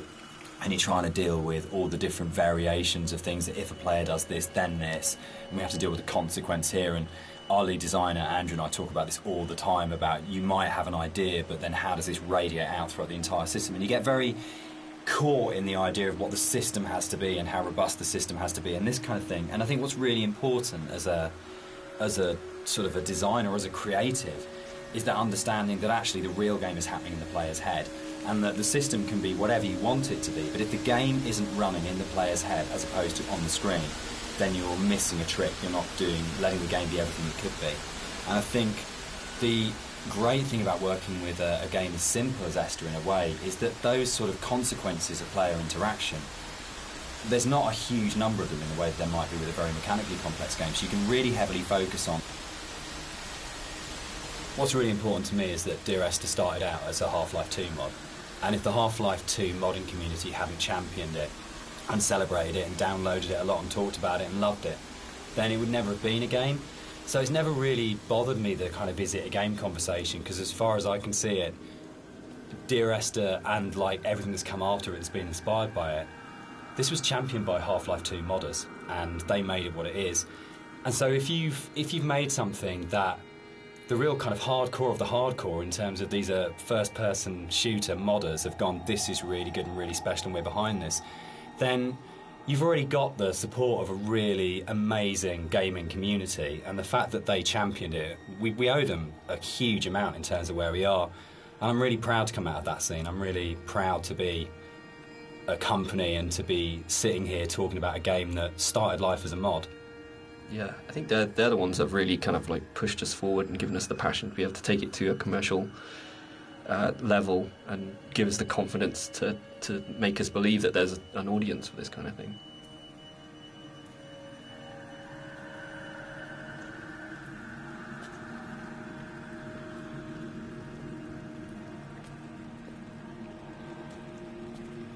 Dear Esther was my first foray into writing music for games, and I actually approached it very traditionally, so more as a film score than a traditional interactive game music score. And what's really interesting for me is that the lack of interactivity in the music was never a problem for anybody that played the game. and that's a separate discussion, but there's a big schism between game music composers of how much the music should be following the player at all times in terms of interactive music. But one of the reasons I wanted to say something at this point was that this was my little first journey into thinking about how you write music for games rather than films. So I had this song that was a certain length, and Dan said, well, we don't know how long the player is going to take to traverse through that space. And I thought, oh no, he's right, and slightly panicked. So this was a very simple solution where the song was split in half, and then I wrote some drone music that could just play for as long as was needed as the player walks through the space, and then the second half of the song would seamlessly play. And it's very, very simple, but it's quite emblematic for me in terms of my career, because it was the first time that I had to think about the player. Because with film music, it's so simple. You know exactly what's going to happen when.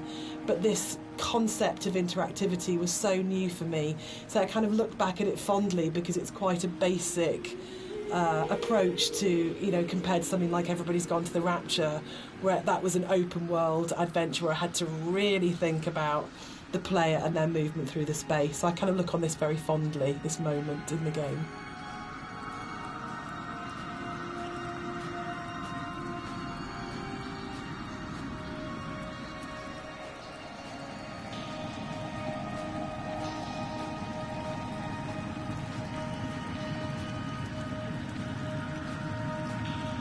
I don't know when the paper origami boats first came into things with Esther, really, but it felt like a really amazing metaphor of taking these letters and folding them into boats and then letting them leave the island, because you know at this point in the game is kind of the realisation is there that this isn't going to end well, and that the narrator is never leaving the island, and the idea that this kind of, again, the idea of communication, or the attempt or failing communication, or trying to speak through the coma, or whatever it is, however you want to interpret it.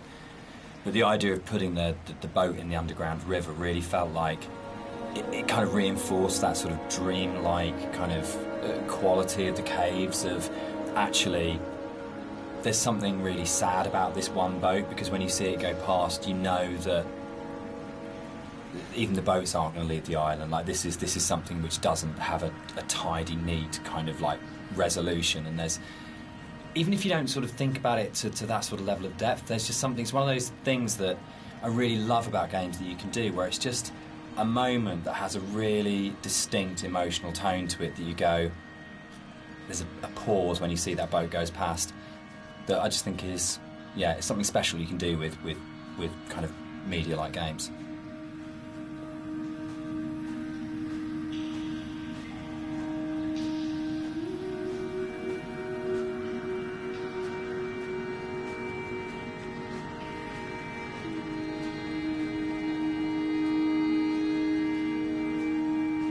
In a lot of ways, the caves were the hardest area of the game to actually write, because we knew we didn't want to have much voiceover in there. I think because of the strength of the music, and this goes right back to the original mod, we wanted that to be the voice and for it to be a chance for Esther to speak rather than the narrator. And we also wanted to have this break, so when the narrator came out from the caves, you had a real definite sense of something happening, and that he had changed as a result of this journey. So it meant really felt wrong to have a lot of voiceover within there, but then that made it really difficult, because then it was, you had like 4 one-sentence lines in there, and each one of those had to have an absolute clarity and to really, really kind of work. So I think for me, it was really interesting. It's like the difference between writing kind of fiction and writing poetry, when you... The sound here is a classic case of, again, what music I think does really well, which is you've had this soft, lyrical, beautiful, epic, dreamlike music, and then the moment you come out of the caves, you're into this really harsh soundscape, and the tonal shift is very, very brutal, I think, and deliberately so. You have very little music when you come out of the caves. You hear the wind, and it's a classic case of foreshadowing. So we know from this point that things are probably going to get bleaker, more difficult. And yeah, it's something that music does really well, I think, which is that emotional signalling and signposting.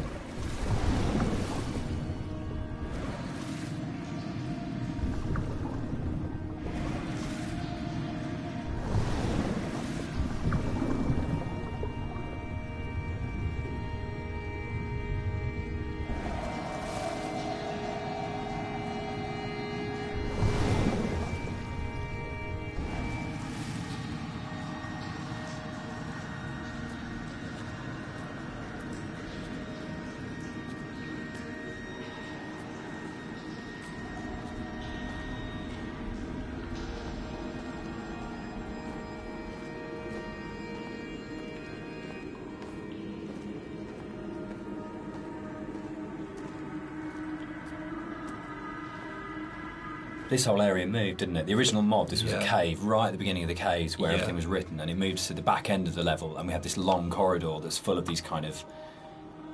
it's the point of high madness, I think, in the game, isn't it? Yeah, it's kind of just where you feel like you're losing the plot completely, both like visually and auditory, and you know, it's kind of like this really frenetic moment for me.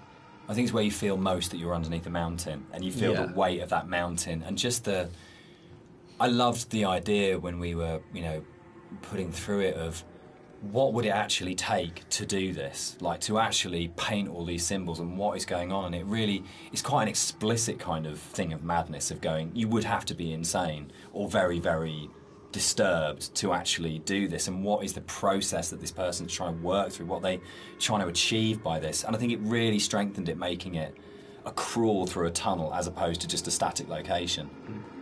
Yeah, I think it's the consistency and the coherence of the symbols is a lot more. This is a bit more of a contentious one because we disagree on this one. I struggle with this. With the points in the caves where you duck above and below the water, and you have to have that transition of audio. And I love the audio on both sides of the surface tension of the water, but I really struggle with you breaking water because it's such a hard edge to the sound. And I don't think there's any other way around that. And you need to have those moments where you do go underwater because it's so important. But it's one of the areas that's never sat very comfortably with me because I feel like in a level which hasn't got a single edge in it, it's the one edge within it that breaks me. And that's why I think it's so successful, because you've been lured into this completely hallucinatory, dreamlike world, and then all of a sudden, as a player, you're literally gasping for breath. You're coming up for air. And I think when we're talking about that metaphor of the body, for me, it's so about birth, and it's about this... The motorway scene. The biggest new addition to between the mod and the commercial version. This didn't exist in the mod at all. It was a completely new thing. Yeah, it's I wasn't sure where the idea spawned from to have this scene. Whether I just sort of went off, or we discussed it, or I can't remember. You know, I can't remember. Can you remember? It just kind of appeared, didn't it? And then it was just this kind of. I think for me, actually, I remember being some technical difficulty between the drop and then coming out at the end part. But it was like it was the same thing that we dealt with in the past of like, how do we not kill the player? From a technical standpoint, I think it might have been something to do that, but it was also, you know, I can't remember where the whole thing came from. I think it's my favourite point in the whole game, actually. I think it's just it's quite shocking, and it's so surreal, and it's so beautiful. And from an audio point of view, you have that baby's heartbeat bringing us back to the idea of the ultrasound. Was Esther pregnant? And it's one of those moments that I think everything just kind of collates together, and it's so unexpected. Yeah, for me, it's like a moment of realization. Yes. It's like it's coming to terms with something almost, you know. Whether or not what actually is going on at the moment is real, this did happen. There's kind of an absolute. I remember playtesting it, and I didn't know that the car can get switched out with a hospital gurney, and I must have played it. I was like 3 or 4 times into playtesting it. And the first time it switched out and it was a gurney, and I really remember kind of sitting there and going, "Oh God, that's just," and really being just stopped in my tracks by it. And it's one of those weird things you get when you're making a game, that you know you'll never have those moments that a player does, where you know it all so well. It's really, really rare to be in a situation where you actually get a genuine, fresh player's eye view on what you're making. Yeah, I was always a bit worried that it was maybe a bit too literal. Like we gone a bit too literal with that. But I think looking back at it now, there's still a lot of strangeness going on there. Obviously, the whole scene is unusual, but there's still these like very subtle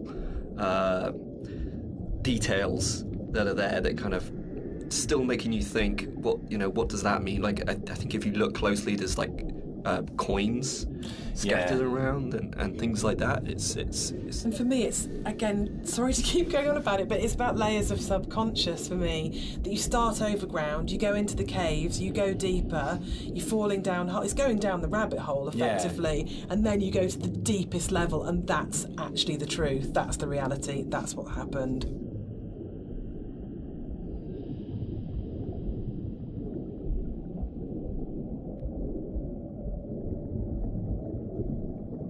So the admission really is that I did play fast and loose with the geography of the M5. There isn't actually a welcome break services just outside the junction of Sanford, but we also know players. I mean, what a thing if you make something that's based vaguely on somewhere in real life. In terms of a compliment, when you're getting emails from players going, there isn't a welcome break there, and people really trying to work out where is this, and whole threads about where on the M5 it is. That's just the most amazing feeling. But I think what I really love about, what I think works really, really well in Esther, and again it's something that I think is really carried forward to our other games, is that a lot of the time we're not dealing with kind of like big, glamorous, amazing, epic places. It's a sort of like a ratty little island in the Hebrides. It's someone who lived in Wolverhampton. It's just outside, a service station on a stretch of the M5. And I think that earths what's going on. It gives it a realness as well, particularly when you sort of put it against the surrealness of the caves. Actually, you're kind of going, this is really surreal and this is really, really dreamlike, but actually I'm talking about, a car accident just outside a little chef, and that playing off those two things against each other. It's like making the ordinary extraordinary. Absolutely, yeah.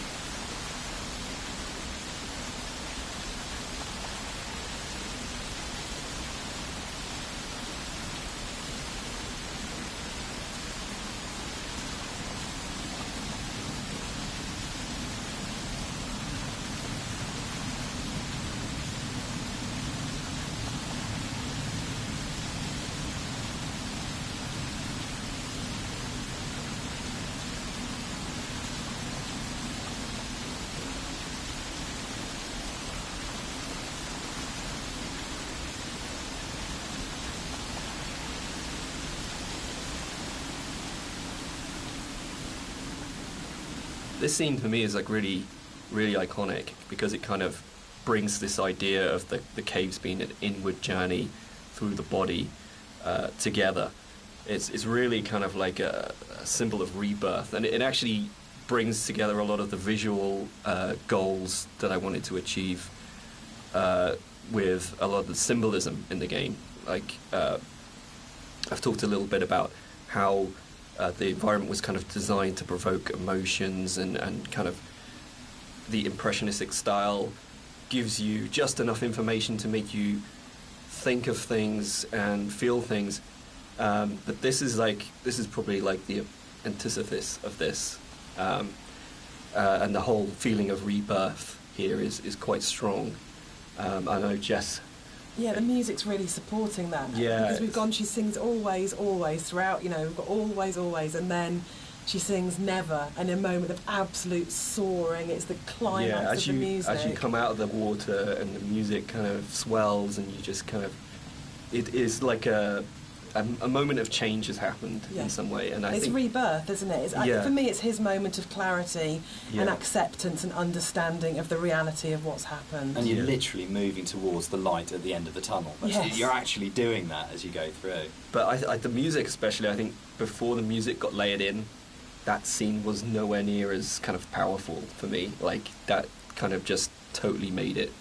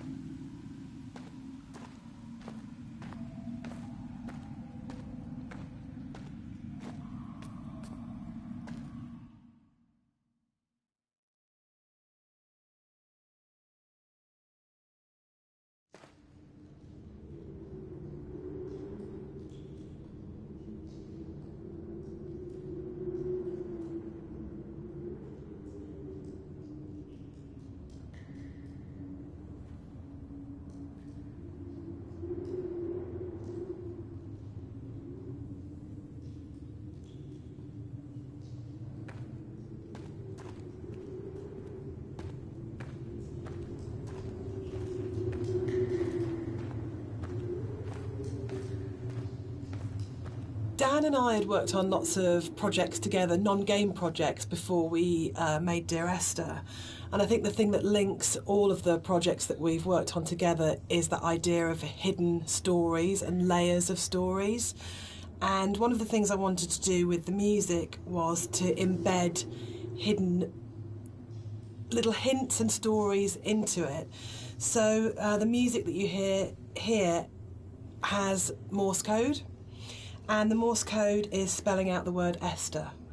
And I really, really liked this concept of that some people would understand that it was Morse code and try and figure out what it was saying. It also provided a really interesting rhythmical dynamic. And yeah, it's just about these ideas of hidden stories and layers, but it also starts to emphasise the obsessional nature, I think, of the story in Dear Esther, and his agitation and actually slight panic. So you're getting this rhythm that just repeats and repeats and repeats obsessively. So I think even if you don't understand that it's saying Esther, and even if you don't understand that it's Morse code, you're still getting this feeling of this obsessional repetition and slight panic that he has. And again, it's kind of it's the new chapter, and it's spelling out that something has changed at this point.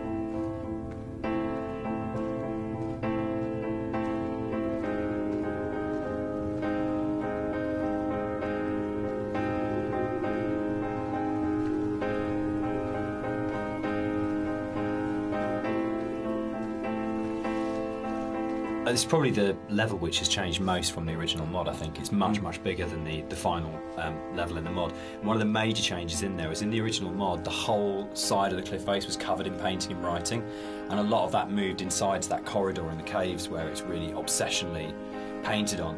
And it was really, we spent so long on that because we were trying to get it looking right, because it's one of those really interesting examples where I loved the image and the idea that you've got this guy painting the entire side of a mountain with words and symbols and things. But it was really interesting when it went into the rebuild, it just never worked. And I think it was because the environment was so crude in the mod that those symbols and that painting became the focus of the level, and it changed the feeling of the level completely, when actually that just wasn't something we could realise in any way, that not even technically but just didn't artistically look and feel right. And I think probably sort of retrospectively looking back on it, that's about the sort of the sophistication and the subtlety that then came into the art, rather than just being, this is literally just a canvas that we write words on, to actually the environment telling its own story without the story being literally painted on it. Yeah, it was very difficult when we were experimenting with that to kind of like make it not completely unreal. Like, I think for me it was kind of, I wanted to kind of bring the player a little bit back into reality after the caves. And I think with having those symbols everywhere, it was kind of pushing them out a little bit. So I think what we came to, the kind of compromise we had, it was kind of a nice in-between. Yeah, it didn't feel like a compromise to me. It felt really? It felt like it didn't work, but it kind of, but those symbols were coded. Like there's the hill in the background when you're standing right at the end of the boat and you look back, and you suddenly realise that the shape of the mountain is the shape of a woman lying on her side asleep. And that, I remember seeing it for the first time around and going, it's saying the same things, but it's saying it in a much subtler way than in the initial layer. But it was definitely challenging going back to how do you have a deep, complicated, subtle art style, but still manage to have something which is very sort of stark and symbolic laid over the top. It was much more challenging.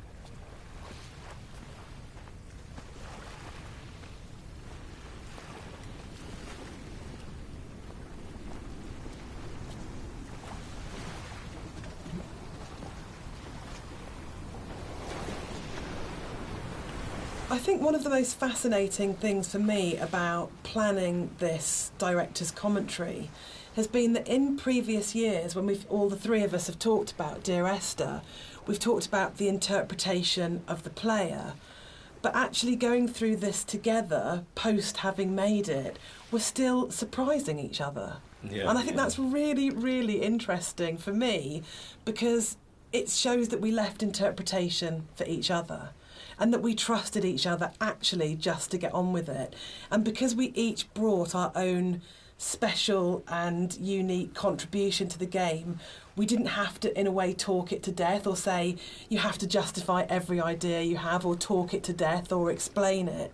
That Rob's idea that the island is very tainted and corrupt, and my idea that Dan didn't know that the whole level of the caves is a birth metaphor. I think it's really amazing that we're still finding out things about the game that we didn't know. I think it was nice when I came onto it, because Dan was basically like, he gave me a bunch of materials, but he left me to my own devices for a lot of it, and we kind of like, I finished a level and Dan would play it and give me some feedback, but he was very kind of like hands off at the beginning, which was really nice, kind of. So a lot of my interpretations just came through that downtime where I was just kind of like going off and doing my own thing, and so yeah, it's like interesting to hear Dan talk about it sometimes, because there's some backstory that I've never even considered before, and obviously hearing Jess talk about it as well is really interesting, especially when it comes to the soundtrack. It makes me look at things in a very different way. So yeah, it's really interesting. I think for me, like, making games is so inherently collaborative, and you have people coming together with different ideas and different takes on things. And in a way, the least interesting thing you can do with that is to structure it all so heavily that there's no space for each individual person to bring what they're thinking to it. And I think the best games, well, for me, my favourite games are ones where you can really feel the personal footprint of each individual developer and aspects of it, and it feels like it has been a genuinely collaborative exercise where everybody has thrown ideas into the mix and everybody is bringing something to the table rather than people are just following a kind of a really structured plan. So yeah, I think it probably is one of the reasons why Esther has had the sort of life it's had since release, is because there's 4 people if you include Nigel, all bringing very different things to it, and it gives it a huge amount of depth for something that's so simple on the surface.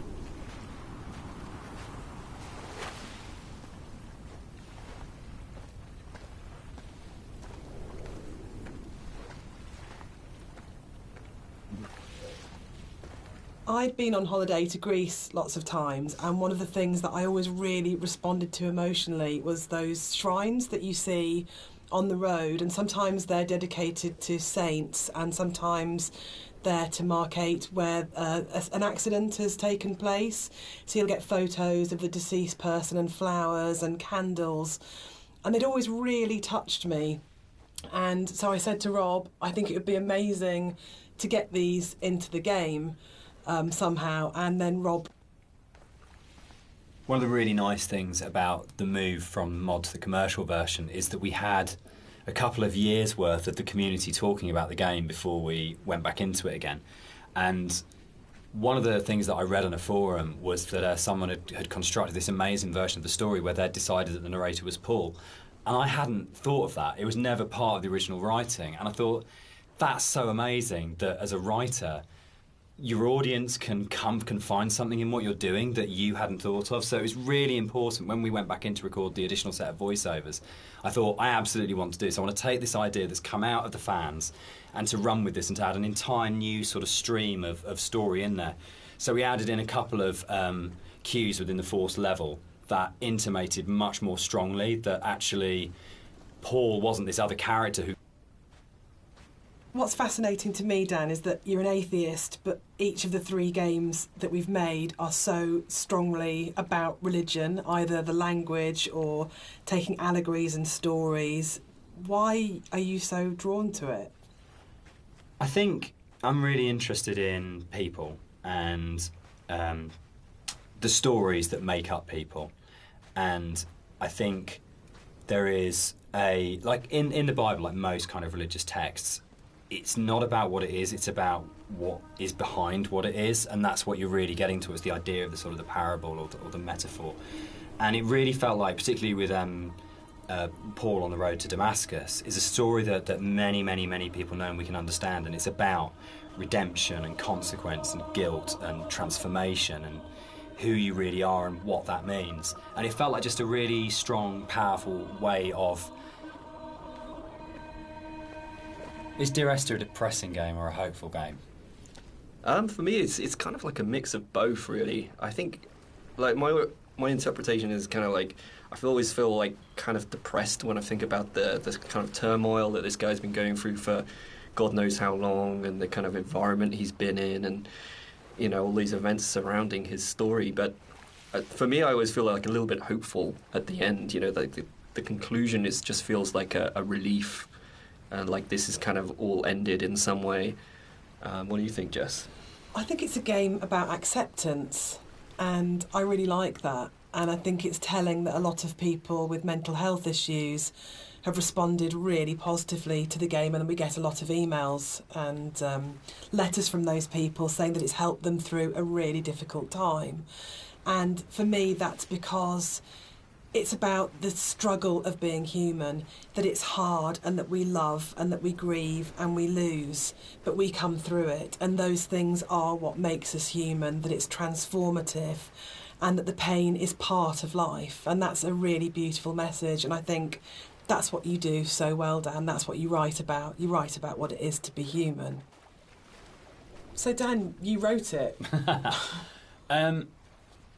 Without wanting to cop out, one of the things about writing it that I really wanted to do was to make something that people could take and could own, and it would be their take on it.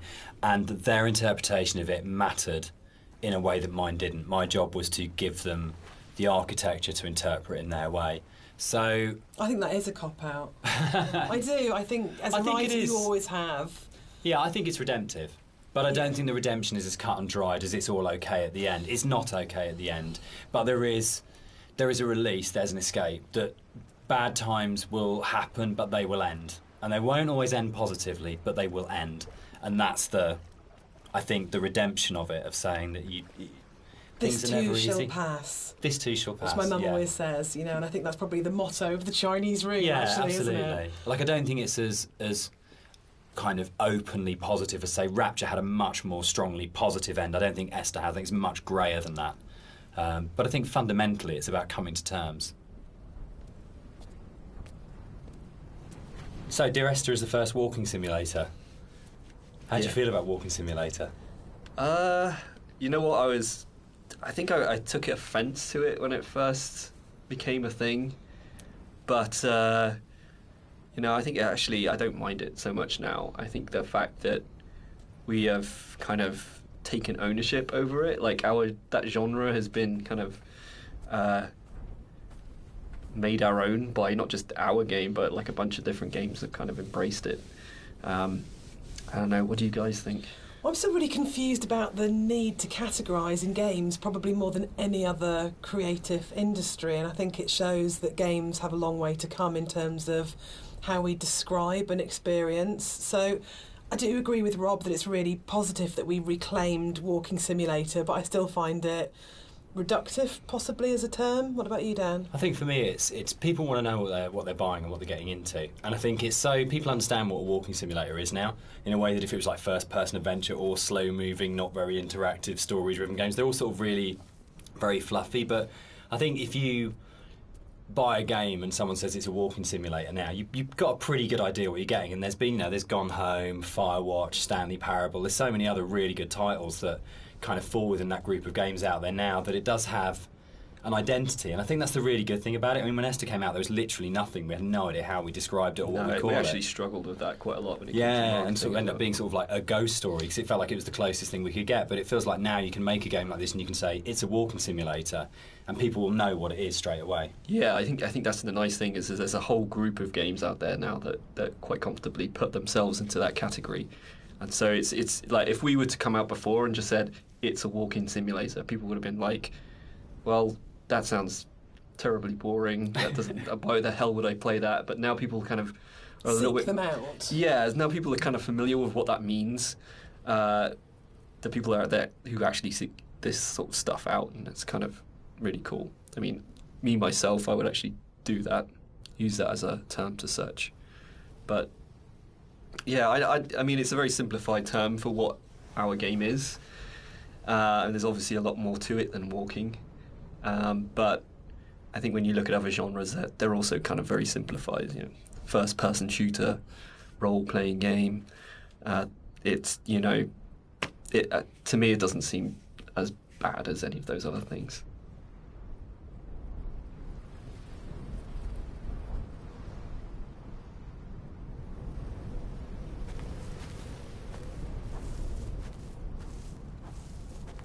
The last level ended up being quite a lot bigger than the original mod, and it's also the one where actually the movement around it is in a way the most artificial. There's the big zigzagging cliff paths that basically it's like a series of straight lines from point to point. There isn't a lot of movement, and one of the things that was really difficult to do with that was to not make it feel too much like a corridor and to give it that sort of sense of space and that you were actually exploring somewhere quite natural.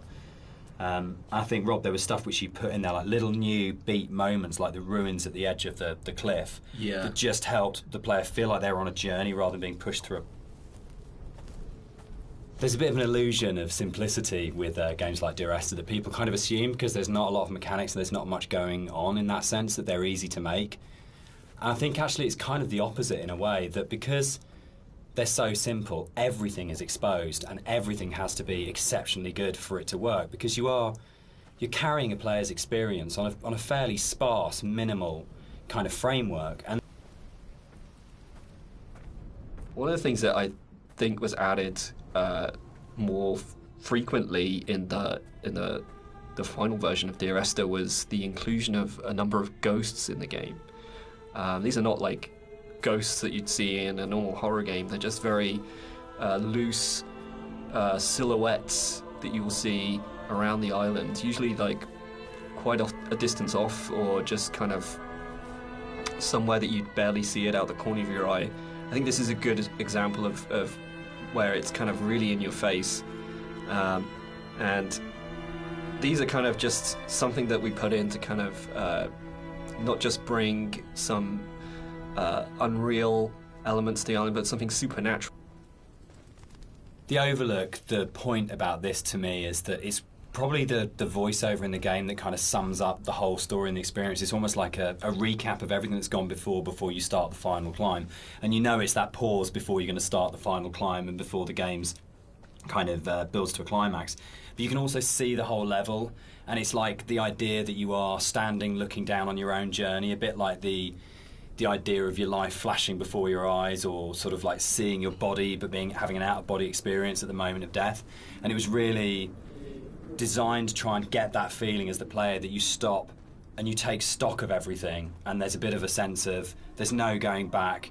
You take a breath and now it finishes. And I really wanted to kind of achieve that sort of sense, and I think we did. I think it really came together here, that you got that sense of going. So here it kind of, the environment becomes a little bit more surreal again. We kind of play with the colours a little bit, bring up the saturation. It's kind of a little bit of a return to some of the more cave-like aesthetics in terms of colours and stuff like that.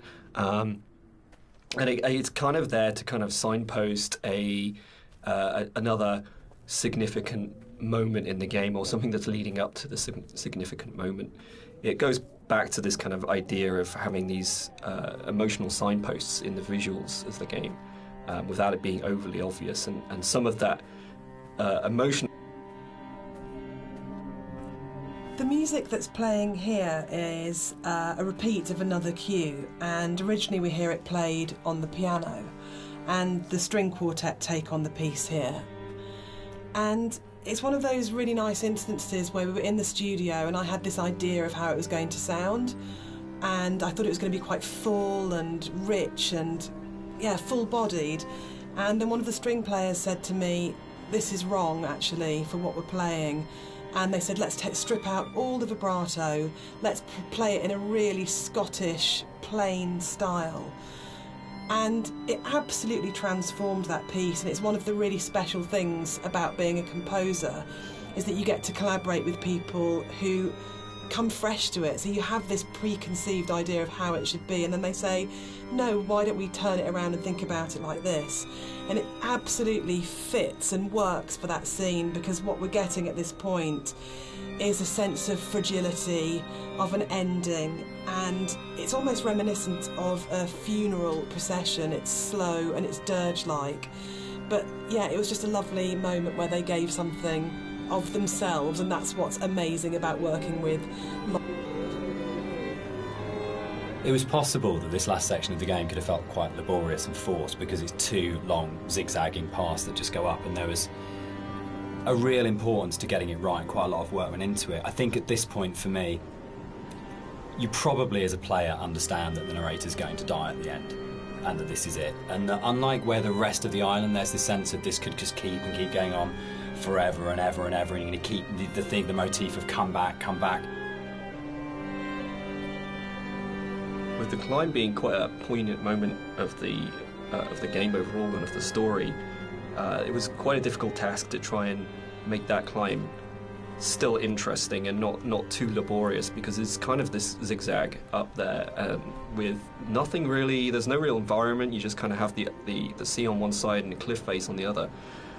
So there was quite a lot of work that went into kind of building up this feeling of tension as you're rising and kind of making this moment as poignant as possible while still making it interesting. So a lot of effort was put into building up this weather, building up the winds and the swaying of the grass and kind of the volume of the soundscapes and everything mixing together with the music, and just kind of visually really trying to make this a tense moment. And I think it's hopefully been pulled off all right. And you'll notice when you get to the top, this kind of tension dies, and that's very purposeful. You'll see no more wind. It's just kind of like a symbolic thing where you're coming to the last moment, the point of no return, and that's been very deliberately designed that way.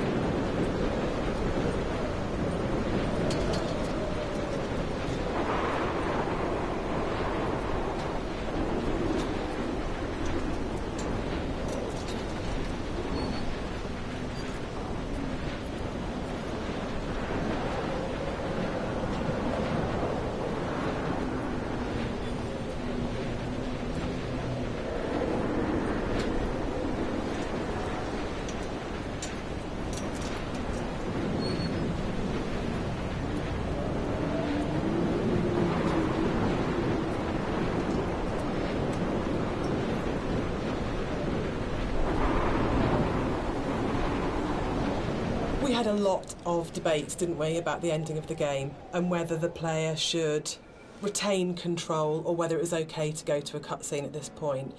I personally don't mind it. I actually actively like it because I think it works really well as a metaphor for loss of control at that point. Dan, I know you're not as keen. Yeah, I'm not. I would have loved the player not to have had control taken away from them, but to me it was a balance between two evils. The evil of having a cutscene and the evil of the player accidentally falling off the ladder halfway up and destroying the ending. Yeah, I agree. I think we tried a few different things, and the tech at the time just wasn't, the ladder tech at the time just wasn't there. So, and the other thing for me was pacing. It was making sure all the music, the voiceovers, the timings and everything were perfect for that final jump off point. And just letting the players kind of noodle around going up a ladder for what may have been like 7 minutes because it's a tall tower was kind of an impossible task.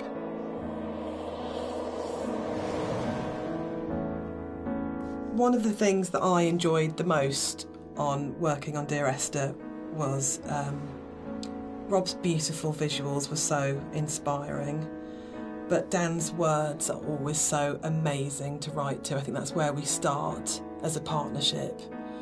And the music at the end was so easy to write because that last voiceover is the pinnacle of the writing to me, as it should be, because it's the last VO, so you would have failed if it wasn't good, but it is just so beautiful and moving.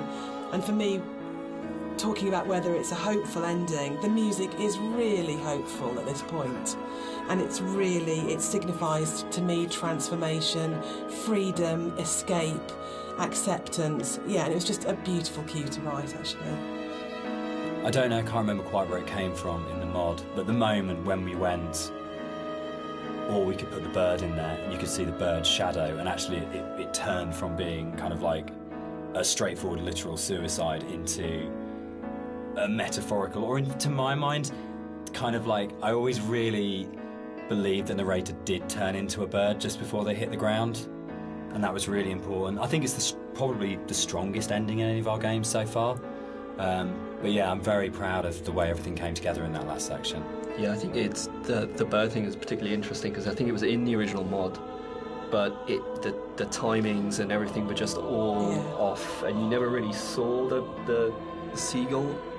Yeah, at least the shadow as well. It was all kind of like a little bit broken. And I remember when we went back in, I made a real effort to try and get that shadow just out of the center of the view, so you kind of have this hint of something happening, and I think you can hear the sound of a seagull flapping its wings. It's like very subtle, but like I say, I kind of really like the way that came together. It kind of it's very like say it's kind of like a release, but at the same time there's still this kind of ambiguity there that's kind of beautiful.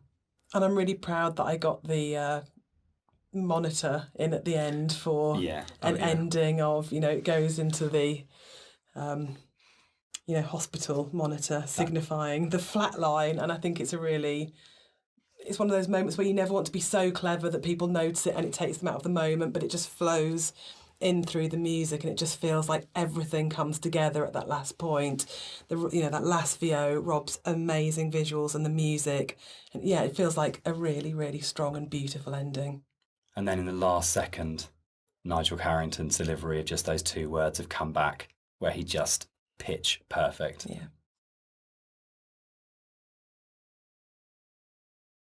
So that's the end of the director's commentary. We'd just like to say a big thank you to everyone for listening. We hope you've uncovered some secrets and some facts that you didn't know about the game before.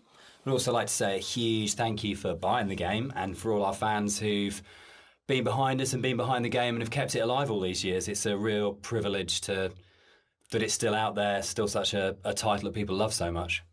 Yeah, and we're really looking forward to the future and what we can create coming up next. Thanks for listening. Cheers. Bye.